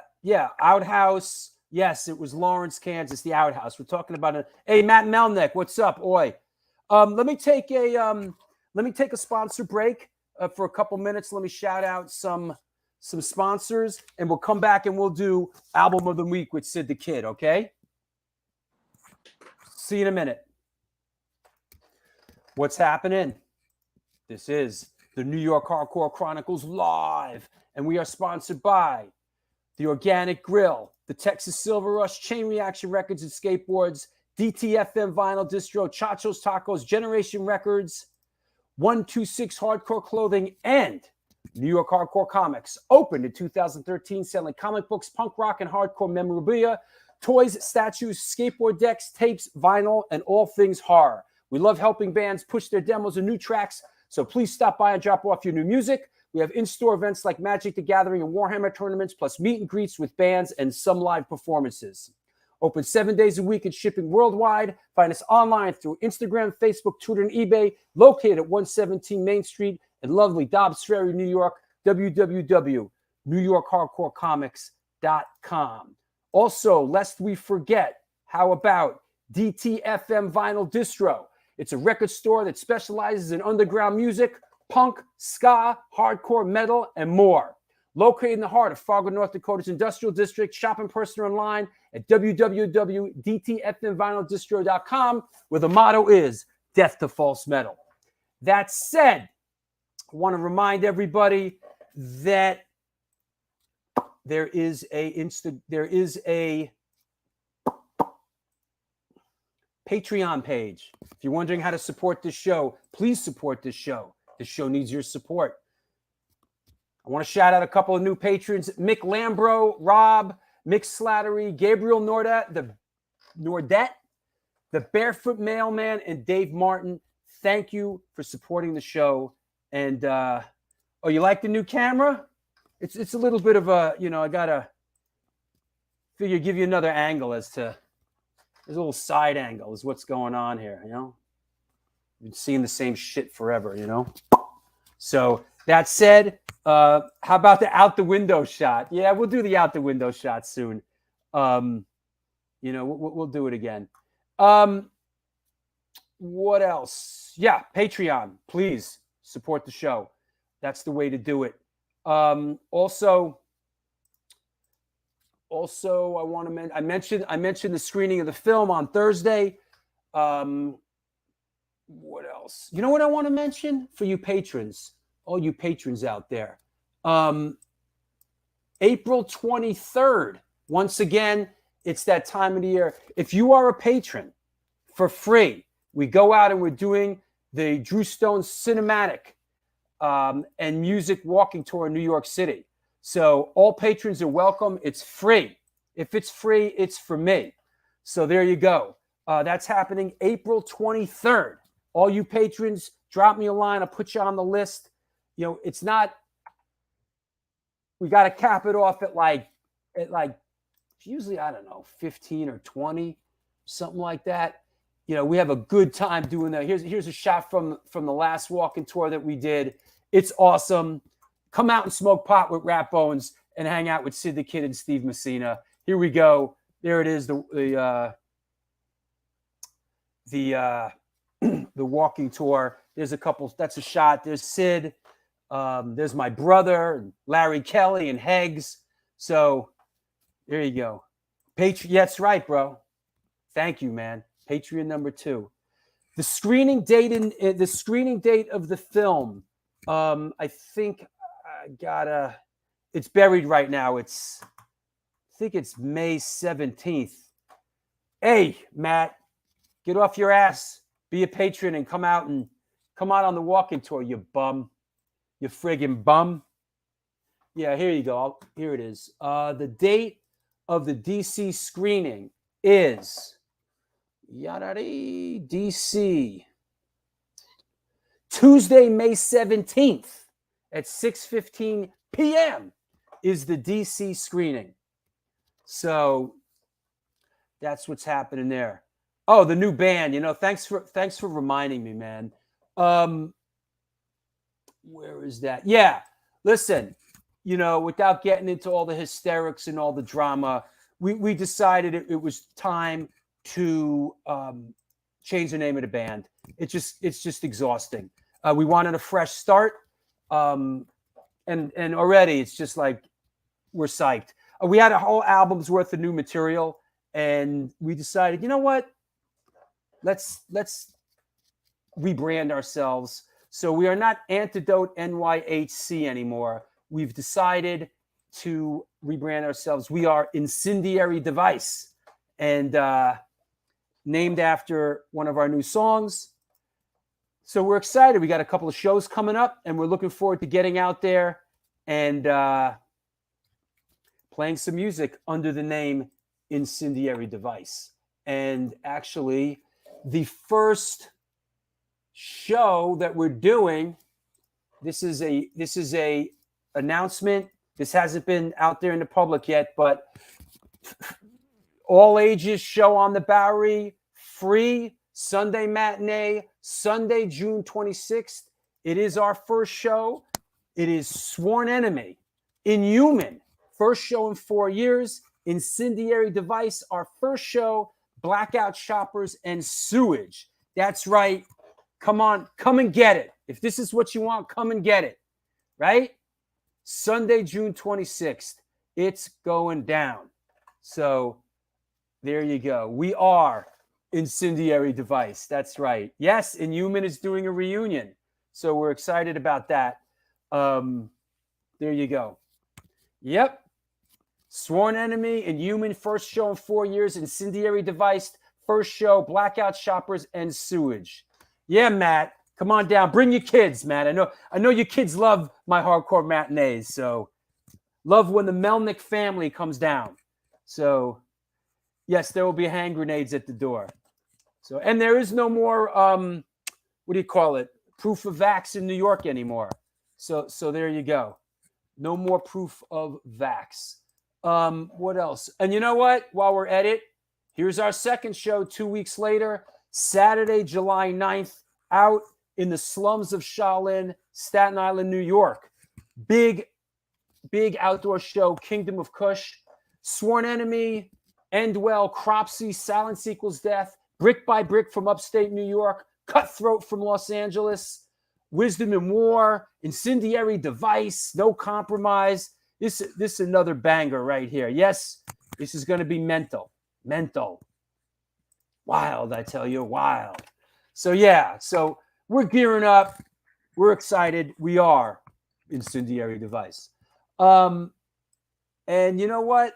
Got to mention also that Sunday, April 3rd is the Rampage Fest at the Bowery Electric, and lots of bands are playing. We are doing a High and the Mighty reunion. Fahrenheit 451, Rebelmatic, the High and the Mighty, Ma'afa with Saab Gray from Iron Cross doing a couple songs with them, Ape, Scum City, Fright, and Bride Riot. So that is happening on Sunday, April 3rd. So there you go. Going to be mental. Mental, I tell you. So that said, let me see. Did I cover everything here? You know what? Waiting for Jake to come back. Let me do this. Get this out of the way real quick. This is the next 4 shows. Wednesday, March 30th, Flora from Ma'afa. Then we talked about Wednesday, April 6th, Joe Sib. Sunday, April 10th. Come on now, Matt Melnick. Bring the whole family, Matt Melnick. Dark Side NYC, Download and Disassociate. And then Sunday, April 24th is the big L'Amour's. L'Amour. Yo, you're going to L'Amour? Is the L'Amour retrospective with DJ Alex Kane and special guests. So there you go. Yeah, Saab Gray's doing a couple songs with Mafa. Yep. So there you go. Lots going on. That said, I think we're good. Not sure where Jake is off to. Hold on. Let me text him. Yep. Hold on. Come back. We got to finish the show. Hold on. Come back. There you go. Let's see. Maybe that's it for Jake. If it is, I think I kind of played out my hand. All right. Let me stall for time a little bit. One more sponsor. Generation Records has been since 1992. Generation Records has been a mainstay of the New York metropolitan area music scene. Today, they offer a diverse selection of new and used rock, jazz, indie, hip-hop, punk, hardcore, metal, blues soundtracks, as well as T-shirts, posters, and other merchandise. They buy used record collections and music memorabilia and will pay you top dollar for them. House calls made for large collections in the tri-state area. Call or email generationrecords@gmail.com. Follow them on Facebook and on Instagram. That said, yeah, I think we kind of got it. What's up, bro? Oh, damn. You caught me. Shit. Damn it. Caught you. What's going on, Drew? What are you doing? I was raising the curtain, man. You caught me doing my thing. What the hell?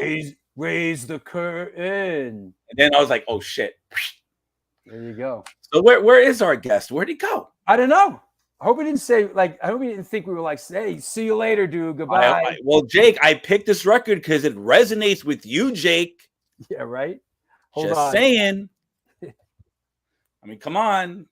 I don't know. Wait, I see that. Wait, where's my little scrolly thing, Drew? You always want me to come back on, man. We got to do record of the week and finish the show. And of course, he has me on, guys. There you go. Throw me under the bus. Why don't you? What do you want? What do you want? What do I want? Oh yeah. Oh, there's your thing. There you go. Oh, and this is another band. Honestly, they were a part of Punkcore, which Jake was talking about before. What are you talking about? Punkcore was an independent punk label at the time, based out of Long Island in the early 2000s. This band here, the Havoc, they were on that label. The Casualties were for a minute. A handful of really good underrated street punk bands. Crop Knox was one of them.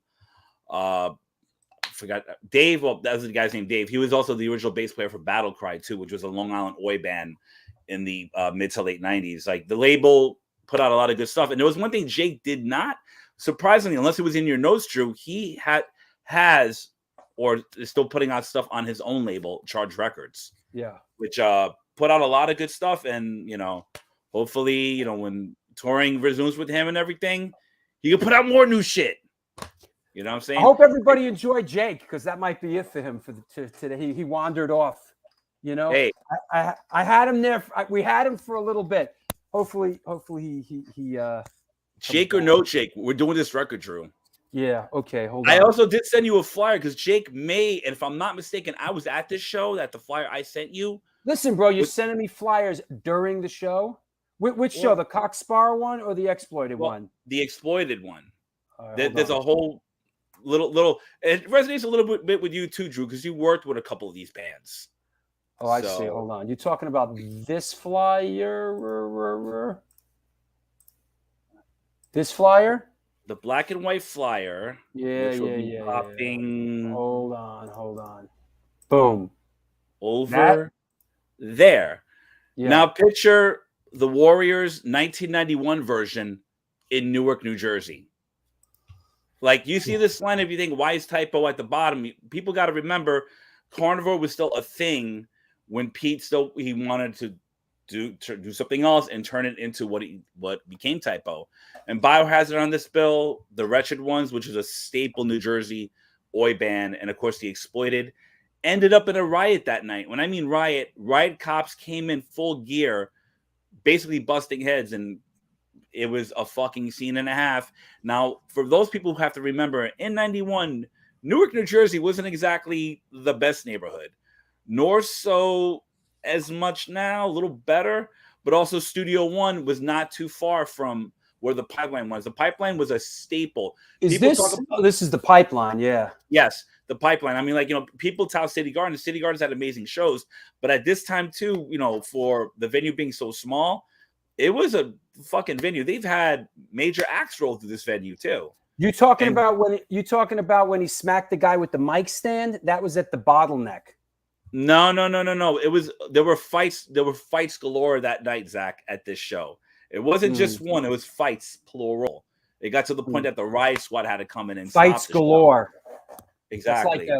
That's like for those kids who are all about MMA. And yes, actually Courtney, and I see in the comments too, Courtney remembers that Attic show at the Pipeline in 94. There were, and I have a video of that, 6 fights broke out during the Attic set alone. What are you counting fights? What are you, a fight counter? For as drunk as I was, Drew, even I remember that show. It was a fun show. It was a fun show. I mean, the business has played there a handful of times. I mean, the Casualties. I mean, that was basically next to New York City. That was their backyard. That was their club. They were at one point the house band, like for street punk in Jersey at that point. So. All right. Well, listen. Regardless, let's do album of the week. You ready? Yep. Let's Ladies do it, and gentlemen, Drew. boys and girls. Here we go. Album of the week. Bam. Boom. Yep. And as I just talked about it too, people, this is it. This was definitely a moment in time that crossover didn't just spill into hardcore. Punk did this as far back as Discharge's Grave New World. But today I'm giving my take on the Exploited 6th studio album entitled The Massacre. This was recorded and released in 1990 at the Slaughterhouse in England, produced by Waddy and engineered by Colin Richardson, with this amazing front cover illustration done by Terry Oakes. And for those automatically would think Troops of Tomorrow, you would think that, but think of a World War III scenario and you get this cover here. This record sets off the tone just off the title track when you play it. Starts off with a news clip basically just describing the horrors of war, and it just blasts off. This was that Exploited record to begin with. For those into the know, Death Before Dishonor was the record that steered the course of them dabbling more into metal and thrash compared to their earlier material. 32 years later, this record still stands as it did when it first came out. Around this time, so many bands at the same time, in the early 80s went the total metal route, such as Discharge, English Dogs, GBH, so on and so forth. But there's something about this record, the chemistry of it, it still stands. And this band, since 1979, has gone straight, never broke up. Few lineup changes here and there, but they've powered through. And they're one of the few bands within this genre that are still going. I mean, really, the only bands I could truly count, The Exploited, Sick of It All. GBH? GBH, that's another. One of the few bands, like I said, within the hardcore punk rock genre in general, in a 45-year cusp that are doing it nonstop. And this, like that, they have that staying power. They're one of the few bands that can still tour and make a comfortable living off touring. Yeah. So yeah, this record's pretty hard, man. I was listening to it today. Sick bastard. Yep. Yeah. And I mean, what's the other one I liked? Sid, that record I love that fucking sounds hard as fuck? The Exploited record. Troops of Tomorrow? No, that's going way back. No, the other one, it's like very metal. The Bastards. Yo, that record's hard. Even actually, there was one other song, Don't Pay the Poll Tax. There's a very underrated track on this record, too. I mean, for people who know about the band, you should give it a listen. You might like it, you might not like it. It just varies, Yeah. And of course, they're rolling back over here, I believe, in May with the Cro-Mags, and they're doing East and West Coast shows. And honestly, and if you've seen the show here, I saw them in England, or actually in Bristol, back in December. Whoever's going to see them, they're going to get their money's worth seeing this band, because they play everything from the beginning to recent, but it sounds... Waddy's back up there again after having a heart attack on stage, right? Yep. Actually, And in another instance, and it was on stage, not only him, his brother Wooly had a heart attack at a different show on stage. Jake, if you get back, Jake, if you come back, you could chime in on this. The tour they were doing was with the Casualties a couple years back when this happened. Waddy wanted the whole band, the band to still play on. They just had everybody from the tour come up and do a song here and there because people paid to see the Exploited. They were, he tried to give them the best show that he can, even if he was not there. It's the spirit of him that was on that tour. So yeah. Carlos says first Exploited album I ever bought. Yeah. Yeah. Oh, and Drew, I think my radio show thing too. Yeah. All right. I think, don't get your panties all bunched up. Where is it? Sid show. Hold on. I know. Where's here it is. I got it. Sid show. Who does these flyers for you? I just find random images off Google because Google's our friend apparently. All right. And I just look for the scummiest, weirdest ass old photos like this one you see here. This had to be around 1985, 1986, this photo from when I researched. Well, that looks like the Lower East Side or actually Brooklyn. Yeah. Could be Brooklyn. It's more, of course, if I could, and I actually try to find the precinct card behind. I try to do my research. But anyway, guys, this coming Sunday, I'm going to be doing my show again, March 9th. This Wednesday at 7 p.m. Eastern Standard Time or New York time for what the fuck does Eastern Standard Time mean? I'm going to be playing, I'm always playing new shit, old shit that Drew hates and everybody else likes. That's my shtick. But yeah, I mean, I also do have a couple of surprises in store for April, which I'm still working on. One is in the bag, and even I've been working for over a year for this to happen, for this guest to come on my show. So it's a big, big deal. You want to shout anybody out? Just everybody, once again, who's always been tuning into the show. People, from back then and now who have been into punk, some will admit, hardcore, but remember, where did hardcore come from? Is Roger, if I can even quote Roger from Agnostic Front on this, never trust a hardcore kid who's never listened to punk. Yeah, I don't know if I agree with that, but that's okay. I mean, look, you can take it for what it is. I mean, look, Drew, before I got into hardcore and punk rock, I was into arena rock and like metal. So I never arena rock. Like what arena rock were you listening to, Sid? Aerosmith. Walk Journey. This way. Journey. Rush. Yes. All right. Yes. All right. Yeah. Let's You're not like get crazy. yeah? No. Yes. But look, everybody comes from somewhere. And no, you Frank. Governor. What Frankie say? I see it. JoJo says she still loves metal. Yeah, exactly. Like we all come from somewhere, but all right, guys. Hopefully, Jake, get your ass back on the show. Where are you, Jake? No, I think Jake's out. I think the power in Montauk went out and Jake's out. So I'll talk to you later, Sid. All righty, guys. Cheers.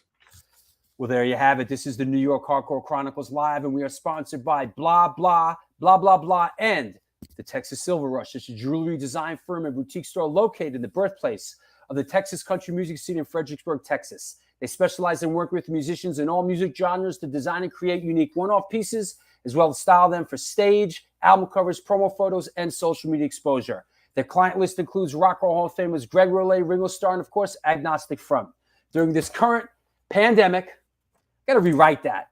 During this current pandemic, all information and online sales are being taken at their Facebook and Instagram page, and of course, www.thetexassilverrush.com. Last but not least today, Chain Reaction Records and Skateboards, located in Lakewood, Colorado, is the Rocky Mountain headquarters for all things punk, hardcore, and metal. Established in 2014, they have the largest selection of records, CDs, shirts, stickers, patches, and accessories between Chicago and Los Angeles. From the pit to the ditch, they got your back. Get in touch with them at www.chainreactionrecords.com. Want to mention a couple of shows that are coming up also. This went out on the wire the other day. Sunday, May 1st, Mr. Caves, artist and Lords of Brooklyn and graffiti legend, will be on the show. This should be interesting. Yo, what's up, Ronnie? this should be real interesting with Mr. Caves, Lords of Brooklyn, great artist, legendary graffiti guy. So Mr. Caves on the show Sunday, May 1st. Also, the Life of Agony show got moved because it was on Easter and they wanted to move it. So Sunday, May 15th is a Life of Agony Sound of Scars documentary show with director Leigh Brooks, Joey Z, and Alan Robert. So that's happening then. And then Wednesday, April 27th, the in-house producer for early Megaforce Records. He produced early Anthrax, Fistful of Metal, and Blue Cheer and Overkill. Drummer of the Rods, Mr. Carl Kennedy. So there you go. All that is going down. It's going down. And that said, I think, wait, is there one more? Oh, yeah. Wow, this has been rescheduled to Sunday, May 29th. The Castle Heights 20th anniversary show with Kevin Castle is Sunday, May 29th. You know? All right. Hey, listen, let's freestyle it a little bit. I think Jake is out. I want to thank Jake from the Casualties for being our guest today. Unless he pops back on here, let's do a last picture of Jake, and in absentia, we'll say goodbye to him. Thank you, Jake, for coming on the show. It was great while it lasted. Good luck out there on the road. Keep on doing what you're doing, man. All right. That said, we'll freestyle it for a couple of minutes. Let's see. Any questions? Feel free to post them. Drew, what is your musical guilty pleasure? You know, I don't know if I have any guilty pleasures as far as music goes. I love music. I make documentary films about music. What can I say my musical guilty pleasure would be? I just made a film about that is heavy on blues music. It's no secret that I love the Grateful Dead. Of course, you know, plenty of hardcore and punk and metal. What would be a guilty pleasure? You know, I mean, Frank Zappa is not a guilty pleasure. I mean, I love Frank Zappa. I mean, not sure, but you know, there's not much music that I don't. Maybe bluegrass. I love bluegrass. I like listening to bluegrass. So yeah, not too much. Yours is Fiddler on the Roof soundtrack. If I was a rich man, yada yada. Yep. So there you go. Now everybody's chiming in with the Dead. Here we go. I love the Dead. Hey, if any, you know, for people out there that may not really care for the Grateful Dead, there's a great documentary on Amazon Prime. It's like in 5 parts. Let's say you like never got the Dead or hated the Dead. Or, if you're looking for something to watch the Grateful Dead documentary that Martin Scorsese was involved in that is on Amazon Prime. Watch it from the first episode. It really puts things in perspective, and you get a pretty great understanding of that band. Menudo. I wouldn't know anything about Menudo. Yes, of course, Old and in the Way. Of course, Vassar Clemens, Jerry Garcia. Yeah, of course. Yeah, Ronnie. Yeah, I like. You know who I like? Billy Strings. Anybody out there know who Billy Strings is? Great young artist. I don't know if he's a bluegrass guy, but Billy Strings is great, man. Great. Any good Boston versus New York City stories? Were you the voice of reason? Well, I'll tell you. Of course, you know, when I got into the hardcore thing, it was 1981. I grew up in New York City, but I went up to Boston to go to school. It was there I went to my first hardcore show, which I've talked about many times on the show, on this show, which was SSD Control. We used to come into New York City and represent the Boston crew. We go to A7 or CBGB's and we get on the floor and tear it up. That said, the Boston versus New York hardcore stuff actually came a little bit later. Early on, in 81 and 82, there was no real drama between the two cities. That actually came like 83, 84 later. So when we first started coming down from Boston, it was pretty much a love fest. Everything was cool. Everybody was cool. Harley and Roger and Ray B's and Jimmy G. And early on, and that's when I was around. And in the summer of 83, I moved back to New York City. And then it sort of started, and I wasn't involved in it, That said, what would you say New York metropolitan area's first punk band was? Ooh, good question. Velvet Underground? What's punk? It's hard to say. What is punk? The Ramones? Like the Ramones a punk band? Really?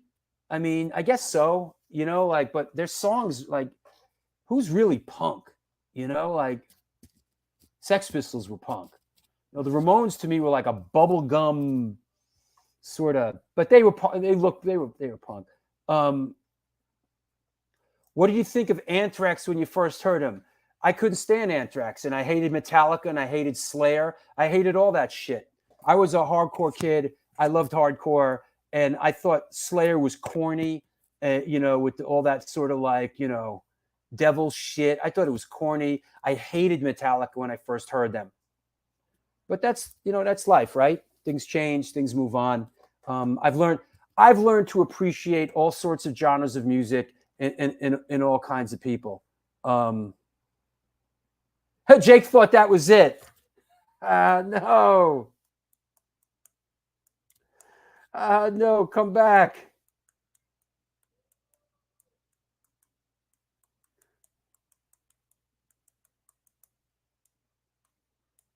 He thought that was it. Jake thought that was it. Drew, have you ever been to South America? Oh, hell yeah. I went to South America with Biohazard when we went down there with played with Bad Religion in, what was it, the Operas? The big basketball arena in Buenos Aires, Argentina. It was amazing. I have very fond memories of hey, Jake's coming back in 5 minutes. Okay. Jake's coming back, everybody, so be patient. He'll be back in a couple of minutes. So until then, let's kick the ball around a little bit and have some fun. Jake's coming back, Toots. Relax. Jake's coming back, honey. Yes, Jake's coming back. Yep. And listen, in Jake time, what I've learned with these guys, with 5 minutes could be a little bit more than 5 minutes, Yeah, is that what it was? No, it wasn't 2001. I was in Argentina with Biohazard and Bad Religion in 1994. Argentina. Wait, I think I might even have something. Argentina. I might have something from that trip. Biohazard. Here, Drew Stone and Biohazard in Argentina. Here you go. I got it right here. Fucking mint. Get a load of this. Here's a shot of me and the guys from Biohazard outside the hotel in Argentina in 1993. There you go. Boom. That's me on the left, Evan Seinfeld, Bobby the Handball, and Danny Schuler. And, there it is. That's us outside the hotel in Argentina. And then we did a couple shows there, and we did a club show, and I sang a couple of songs, I think, with one of the bands. Here's it's from some magazine, and there I am with the Madball shirt, busting it out. That was in Argentina, and it was great. It was really a great trip. Fond memories of Argentina. Everybody's beautiful in Argentina. Like everyone is very attractive. Everybody. They just have attractive people in Argentina. Everyone's fucking, everybody's gorgeous in Argentina. No, the show wasn't. It was 1993, for Christ's sake. You know, yeah, we all miss Biohazard, man. I miss Biohazard. Hey, listen, don't worry, I'm working on it, kids. Might take a little while, but I'm working on it. You know, we got to get Biohazard back together. You know, yeah, rocking the Marauder shirt for sure. You know, that said, do I have what else? Any other? Come on, before Jake comes back. Anything else? Yeah, Billy Strings is no joke. Love Billy Strings. That guy's, yeah. Yep. There you go. Any other questions? Any other before we get Jake back? What is punk? An all-black band called Death from Detroit. I think the Casualties are punk. You know. What did my dad think about me going to Boston? Oh, he was all for it. I mean, I went to Emerson to study acting, you know, so it's what I wanted to do. I wanted to be an actor. And then my life took a turn, like, woo! Zzz. My life took a turn when I went to my first hardcore show. I lost interest in going to school and fell into the hardcore thing. And, you know, that's what happened. How were the Onyx fans meeting the Biohazard fans on the video shoot? It was fine. Understand that if you're talking about the Bionics video, the Onyx stuff, they came to a Biohazard show at the Academy. So there wasn't a lot of Onyx fans there. It was Onyx came to the Biohazard show at the Academy. If I remember correctly, the footage of Onyx in the Bionics video is footage that we repurposed from the Onyx Slam video. We didn't shoot any additional footage of Onyx for the Bionics version of the video we did. We actually repurposed some outtakes, I think, that we didn't use from the original Slam video. So there wasn't a lot of, you know, it wasn't like the Biohazard fans and the Onyx fans. You know, I do remember when we were in the running.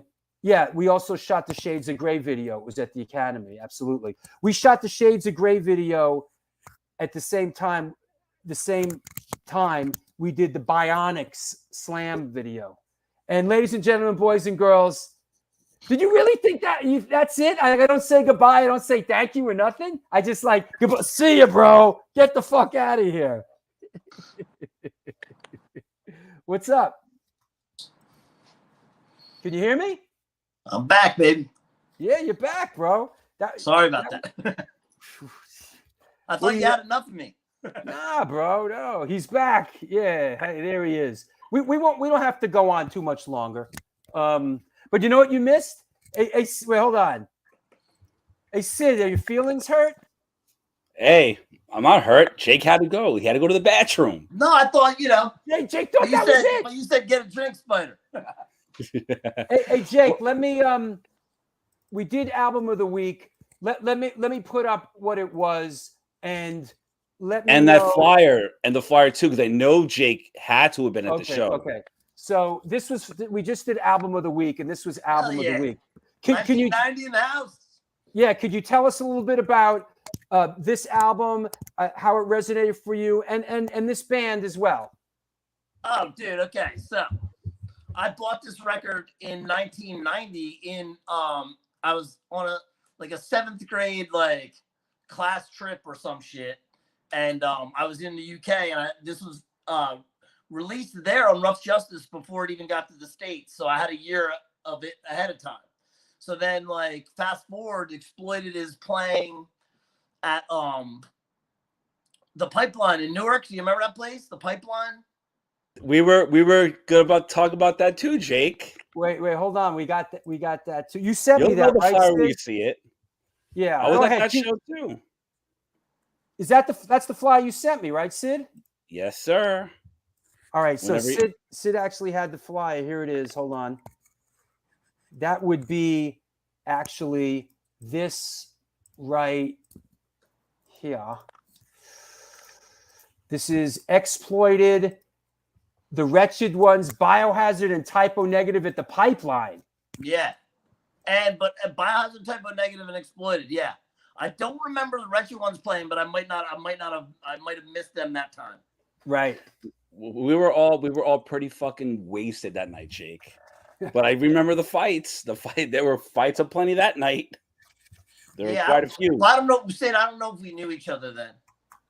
I mean, at that time, not necessarily. We literally cross paths, like, walk by each other, kind of a thing. But this show was like, and I was telling the viewers how, like, and Jake, you have a history with this venue quite a bit over the years. Yeah. That neighborhood. I mean, Newark in general. That place was gnarly, man. That I still have it in my mind's eye, like the entrance, the street in front. That place was gnarly, man. Yeah, I mean, Emilio, who was the owner, like he really had a passion for that venue. He brought all these bands in from wherever. It was like what you would say before, Drew. That'd be like, when City Gardens, like, what's in between Philadelphia, New York, or Boston? There would have been City Gardens. But when City Gardens kind of had its day, all right, where can we play in Jersey? It was either Studio One or the Pipeline. And, again, Emilio always reached out to, like, he's had the addicts to play there. Hey, Sid, can I ask Jake about this record, please, now that we finally have him back on? Yes. Anything else about the Exploits seem really young here. Looking at this, they seem fucking young, man. Yeah, I think that's what Smeeks. I reckon that's the dude that was in them for a while. Yeah. And then with the big blonde one, and then the other dudes, I don't know. I mean, I remember them touring on that record, and I remember meeting Waddy and Smeeks at that show, and then I went and saw it at the Ritz like the next day or two, and then I went down to Airport Music Hall in Pennsylvania, which was jock shit full of Nazis, and that place is fucked up. Dude, that was crazy. And I remember we all got beat up down there. And one of the things that was cool, though, Exploited was like saying fuck you to the Nazis and being like, hey, you don't need, like they were trying to be all like up on them. And Exploited was like, fuck you. It was cool to see him stand up to those guys, And I remember meeting Waddy at the Pipeline, actually. We talked for a while. And, dude, I'm like, so 91, 77, 87. So I'm like 13, 14. Wow. And like, here's this like little, like kind of nerdy kid that's in the punk. And then Waddy, and he like treated me like, dude, I was just like a normal, like, someone his age or something, wasn't any kind of like rock star shit. He was really cool to me. And it kind of made me a fan for life, What's with this picture, Sid? You sent me this. Do you know what this is? Do you know what this is, Jake? Yeah, that's in Dayton, Ohio. Wow. Dayton, Ohio, and that's me. And this bartender dude is he looks pissed. He's like, we were the only people in that bar the whole night, and I was way underage. I should not have been there. But we were the only people in that bar that night, and he was yelling at us like every minute. But it got comical because he wouldn't kick us out, but he was like screaming at us. Good Lord. So at a certain point, you just stop taking it serious, Hey, Sid, we'll talk to you in a bit, huh? All righty. See you later, Sid. All right, let's do a couple more minutes. Let me see what else I have. What else I have? Charged Records. Could you tell us a little bit about how it came about? And you just revived it, didn't you? Yeah, I did it. I did it like Charged was from like 98 to 2008. I just did it like as a fun thing, but I was really seriously into it. But it's tough, man. You get distributors that rip you off, and then and then I had some bands that like right when the record would come out, they would break up, and I was like, what am I doing this? What am I doing this for? And I sort of got disillusioned with it, and then so I stopped it but then the Casualties, we started doing like Warped Tour, we started doing all these other tours, so I was like, you know what, I'm gonna be done with the label for now. It's a labor of love, a lot of time and effort. And let's be honest, you don't really make a ton of money on it or something. Yeah. It's tough. And so, yeah. It's like a vanity project. Right. And it's cool to support the scene and bands you like and stuff. Yeah. But it like at the end of the day, you're just like, if you break even, you're lucky, Yeah. Yeah. So, and I started up again because now I feel like you could do just vinyl you could do way less. You don't have to do 1,000. You could do like 300 or 500 copies. And that kind of seemed less of a risk to me. And I want to help bands and stuff. And it was like, and, you know, for that amount of records, you don't have to get distributors and stuff, you know? Yeah. And with social media, you can just, you know. Things have, the terrain has changed a little bit now. You can it's like, it's makes sense that you circle back to it now because you could do a limited run of records and friggin' sell them, you know? That's it. You know, do something really cool. I usually do some extras like the patch, the sticker, all this shit. By the time you add all that stuff up, you just like, you're happy if you break even, you know? Market Generation does that. Like they do limited runs of stuff. Hey, let's do this. Let's take questions. Anybody got any questions? Post them up. Let's do a couple questions from around the world for Jake. Ricardo says, Jake, we missed the casualties in South America, especially in Peru. Shit. All right. Hey man, we just need somebody to be like, you know, we want to take the band down there. We won't rip the band off. We'll go down there. I want to ask you, favorite places around the world. Like I know you guys been around the world many times. Is there any place that like when you get like the tour dates and you see it, you go, oh fuck yeah, oh yeah, we're going back. Like give me a couple. There are a couple of places for you. Yeah, Prague is always a great place. Yeah, Prague's great. I mean, the scene there is amazing. The people are fucking cool. Sure. They're just like, but there's droves of punks out there. So when you go through, they like appreciate you. You know, they come out and support you. You know, it's a great scene. That makes sense. Yeah. Where else have you been? I mean, I like you know, this is like a little more personal, but I like Slovenia because you can like you play a good show there, but the people are really cool. But there's also like all these cool places right around Slovenia. Like there's this castle, like abandoned castles. There's a castle built into the side of the mountain. It's a famous one, but I forget the name.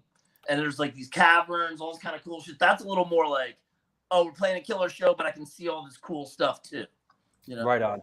So you get a little vacation element to it. I've talked about this on the show, like when I was out with, you know, Biohazard early on in the 90s, like Danny, the drummer, was like, you know, you get into this sort of rut of you get onto the bus or the van, you go to sleep, you wake up at the next venue, you go into the venue, and there's certain guys that just don't do anything other than they wake up, go in the venue, you know, play, party, go back, sleep. Like, and Danny was the first guy that said, I don't know if this is chances are this isn't gonna last forever. And every time we go to, I want to get out and do something. And he implored that on me, and I did that with him. Do you try to get out when you travel around? Oh, dude, I haven't so dialed in that I do the research of every city that we're going to, find out what's close to the venue. That's or cool, if it's man. A day off. Yeah. And I'm talking about like from eating something weird to like seeing like some kind of like, you know, something like a little taboo, like a weird, like abandoned place or like some kind of strange thing. I always have to go see something because otherwise it's just, you're just in the venue, like staring at the wall, you know, hurry up and wait. Yeah, absolutely. Our good friend Robert Hogg in Scotland says, you guys for me have always been a highlight at Rebellion Festival in Blackpool. What do you think of Rebellion? Oh, I love it, man. We did the first one in '96 when it was called Holidays in the Sun. Wow. And it was a treat for us because we were playing with all those old school UK82 bands. Right. You know, that don't tour. They just do like the weekend. Like Vice Squad. Yeah. And like One Way System. And just all these shit you never thought you'd see, like Peter and the Test Tube Babies and all that shit, right? Yeah, the bands you grow up with. Yeah. That's awesome. That really don't do US tours, you know? Yeah. They very rarely get out of there. Yeah, of course. I always dig hearing about what touring bands like about the places they go to, sights to see, things to do. I think it's like very important to go see, to get the culture of whatever you can, dude. Even if you're going to like a little coffee shop or something, you got to go like get out there and see things. Because otherwise, like you said, you're just in a fucking Sprinter van and you're just seeing a backstage. And it's like, you've been to one backstage, you've been to them all. You know? Yeah, you're on this merry-go-round. And it's sort of, Craig Marshall says, hey, buddy, good to see you. Yeah, dude. Greg's great. All We had a right, lot of good times touring with those guys in the Forgotten. Who's Craig with? Craig was in Forgotten. Got it. Forgotten. Astoria Lou, one of our great friends, says, Kolatis sounds very Greek. Are you Greek? No, Polish. Polish? Yeah. Is that right? Yeah. Are you're full, both mother and father Polish? Yeah, well, Polish and Slovak. My the name got changed to Kolatis when we came over to off the boat. They put like an IS on that instead of an AC. Hey, we're practically paisans. I'm part Well, they're Polish. making pierogies, Yeah, I'm part She got Polish as mixed well. up. Yeah. Jake, I want to know, how do you get that mohawk line so perfect? Do you shave with a razor or with an electric shaver? Razor, man. Sometimes you got to go to the barber and fix it. Yeah. That's it. Hey, man, I'm just having fun with it while I got it. Listen, you still got it, man. You're still, any memories of playing Boston or touring with the Unseen or Violent Society? Oh yeah, man, the Rat Scaler. That place was rad. That was like the CBGBs of Boston. Well, I guess the Channel would have been before that, but I never got to experience the Channel. Yeah, I have a nice scar on the side of my head here from 1982 Gang Green show where I was tearing it up, and they have this brick pillar right in the middle of the dance floor, and I went right into the pillar and just split my head right open. Man. Shit, was that which club was that at? The Rat, yeah. They tore the whole building down. Of course. Years ago, yeah. I mean, you guys I missed that whole era. I would have loved to have been there for the early 80s, but we hated the Rat back then. No, it was like we really did, because it was like thuggy, and they had guys that worked there that would just beat people up, and it was like that real old school club owner mentality, like right. and it was like L'Amour's, it was like really like. Yeah, it wasn't like teenage hardcore kid friendly, Yeah, where the people are just dancing, dude. They'd see us slam dancing and think it was a fight. Yeah. And then jump in the middle and just start beating everybody up, Yeah. That shit sucked. Yeah. Yeah. Yep. There was a little bit of that in the 90s too, where it kind of tapered off to where bands would start having like meetings in the beginning of the show with the security, like, hey, look, this is gonna go down. Yeah. It's not like a fucking threat to you guys, Yeah. And because you have these like huge fucking linebackers, Like in my film, All Ages, that I directed, the Boston hardcore film, Mike Dries from Newberry Comics is talking about the Rat and how like those guys would be like taping up their fucking hands at the beginning of the night, and they hired like boxers and like real fucking thug guys that would just basically their job. Back then we're talking, 1981, 82, was just really beat some people up, Yeah. So, yeah, Scott Gajowski says, go Polish. Yes, Gajowski. Right. You got it. Okay, here's one from our resident historian, Chucky Brown. Can he speak on hanging out with Jimmy Fallon? I think it was a night when he was DJing at Manitoba's. Yeah, I saw him. Also, were the Casualties the first American band to appear at Holidays in the Sun Festival in London? Yeah. Yes. That was but I think it was Blackpool though. So what's the Jimmy Fallon story? Oh no, he would just I know he would just kind of kick it in those bars downtown.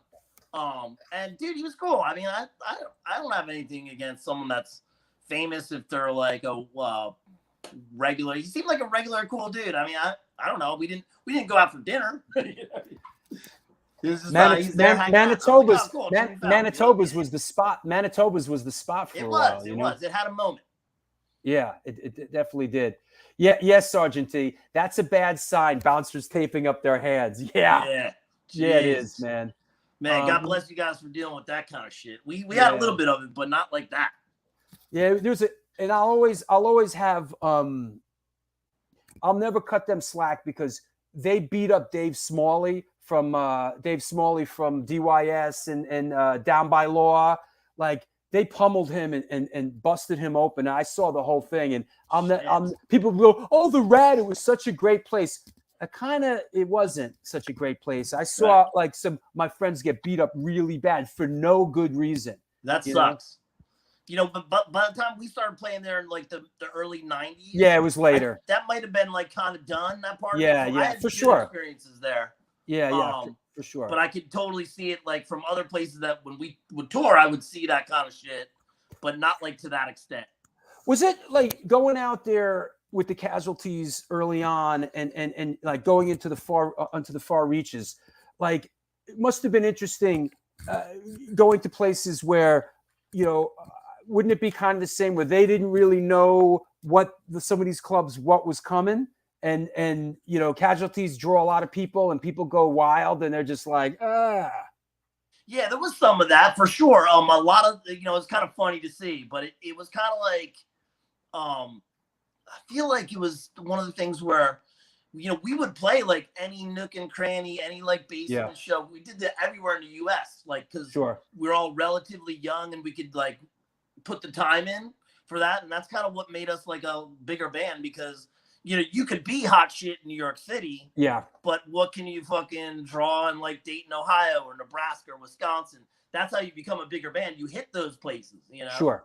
And show them that you get, like, even if there was like, I remember I was playing Mobile, Alabama. And there was literally 5 fucking people. Literally 5 people. And we put on a show just like we would play for 200 people, you know? What year do you think that was? That was our first tour in like 96, 97. I was on tour with Marauder when I was managing Marauder, and we were driving from like point A to point B, and we went through Alabama. Mm-hmm. And I remember we stopped at like a rest area, a gas station. And I remember we got out of the van. I was with the Marauder guys, and those guys were pretty rough around the edges. And we went into, you know, I know you've been there, bro. When you get out of the van at like 2, 3 in the morning and you go into the truck stop, and it's just like, oh shit, man. It's really like, ugh. We've had good and bad experiences. One was, you know, everybody looks at you, talks shit, you know, and then it was this guy like mopping the floor and shit, and he's talking shit about how bands look, and then, but it's like, yo, dude, I'm playing rock and roll, you're mopping the floor, I'm not dissing you, you know? It's like, come on, man, fuck off. One of the good experiences was when we had a Ford 1979 van, and we put like 3 different alternators in. I eventually got good at changing alternators. Was it an Econoline 250? Yeah, like 350, I think. I had a 79 250. So okay, yeah. You're talking my language here. Yeah, dude. So I put in the alternator 3 times before a trucker finally I went in and I was talking to someone at the diner part of the truck stop, the Flying J. And the guy was Flying like, J, you might want to check the solenoid. $12 part. Broke us down 3 different times. And here I am, put alternator after alternator after alternator, and it's a fucking solenoid, dude. Now they're built into the thing. But anyways, 1979 van. I remember those Ford vans were great because you could open the hood and just get down. That's and it. Like, what's right the there. fucking what's the problem?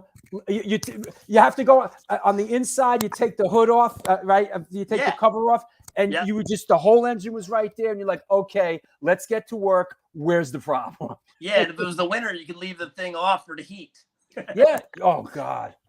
Dude, and those vans that van I had no air conditioning, man. It was brutal. Oh shit. Well, the AC never worked in those that good anyway. You know. Spiky Chris says, speaking of truck stops, was he ever at the truck stop in Texas where they had a tiger in a cage? I never even heard of that, man. I do remember something like that. That's crazy. There was one somewhere else in the South that had a huge alligator. Jesus. I don't think that Texas one is there anymore. There's a few taggers. No, they can't like have a weird little safari thing. That reminds me of like in Chinatown in New York City, they have the chicken that you remember that? The chicken that plays tic-tac-toe. And you know, he's sort of the dancing chicken, and it was dancing because it was on a what do you call it? A wire mesh, and they put an electric charge through it. And the thing, and like they stopped. And then you could like buy it to eat it if you want.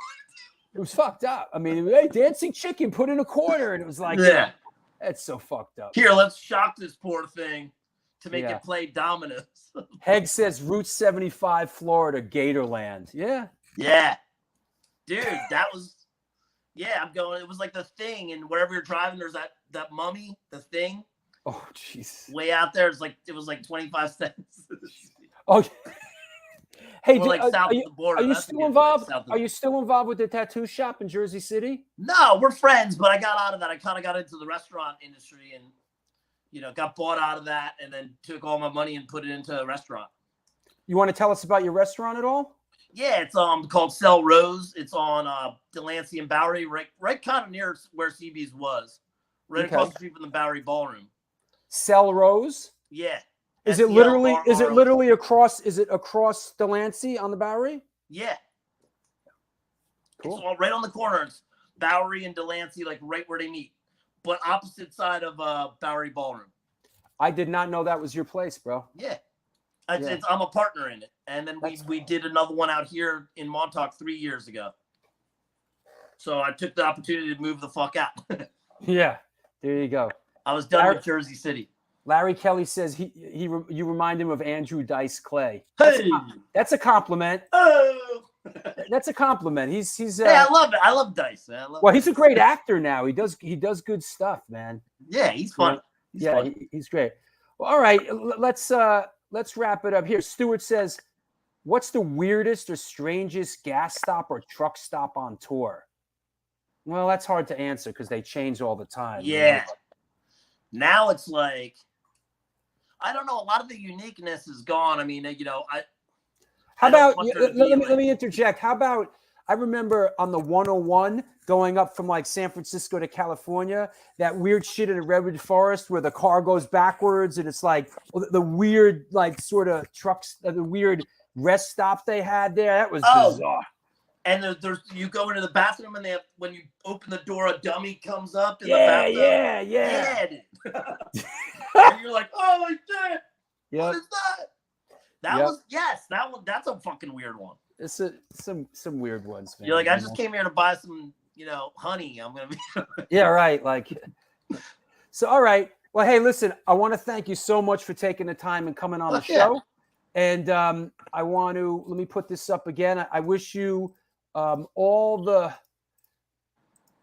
best out there with these guys. I'm sure, man. It must be. Yeah, here you go.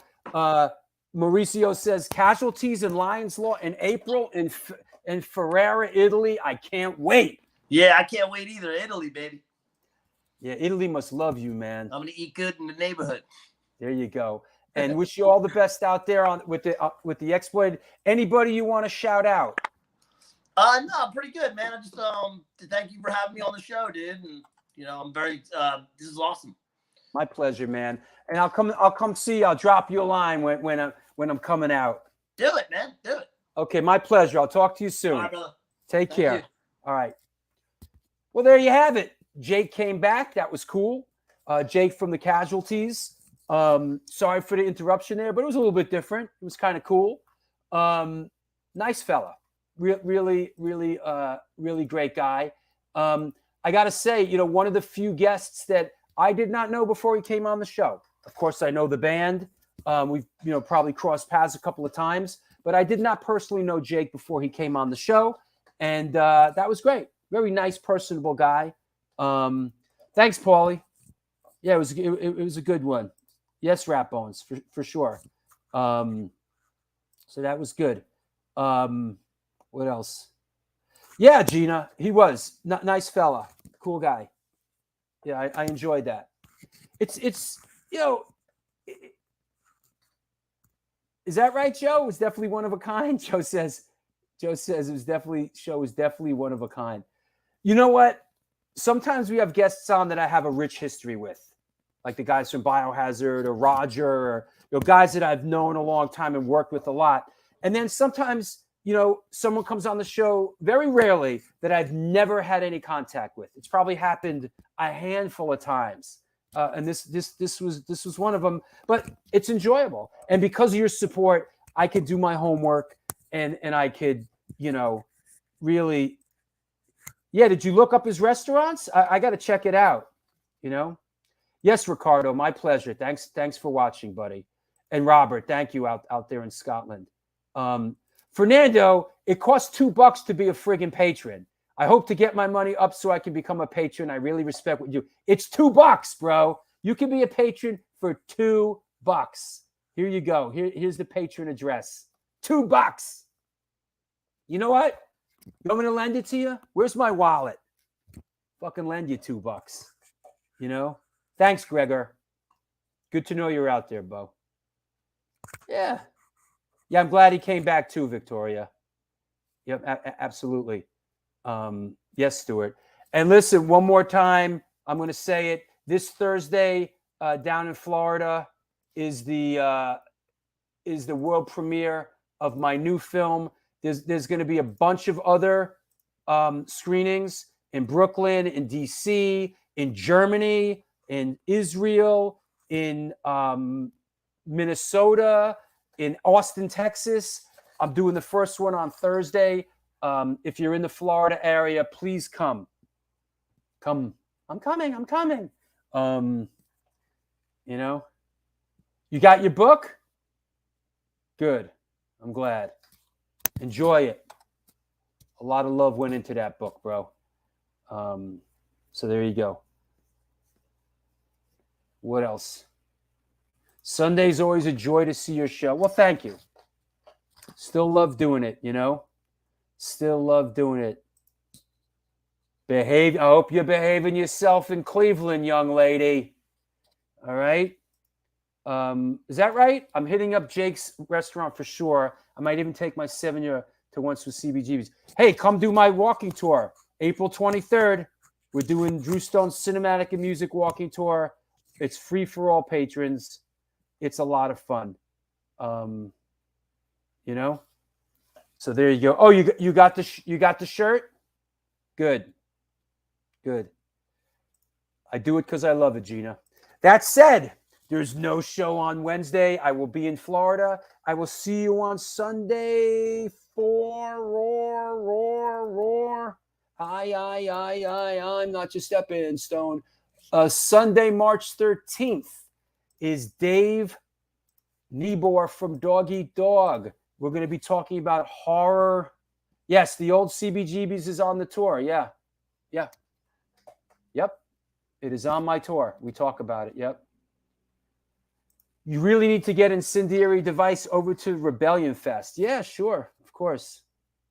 Yes, here we go. All right, everybody. Thanks a lot. Until next we meet, possibly on the street, do good things, and good things will come to you.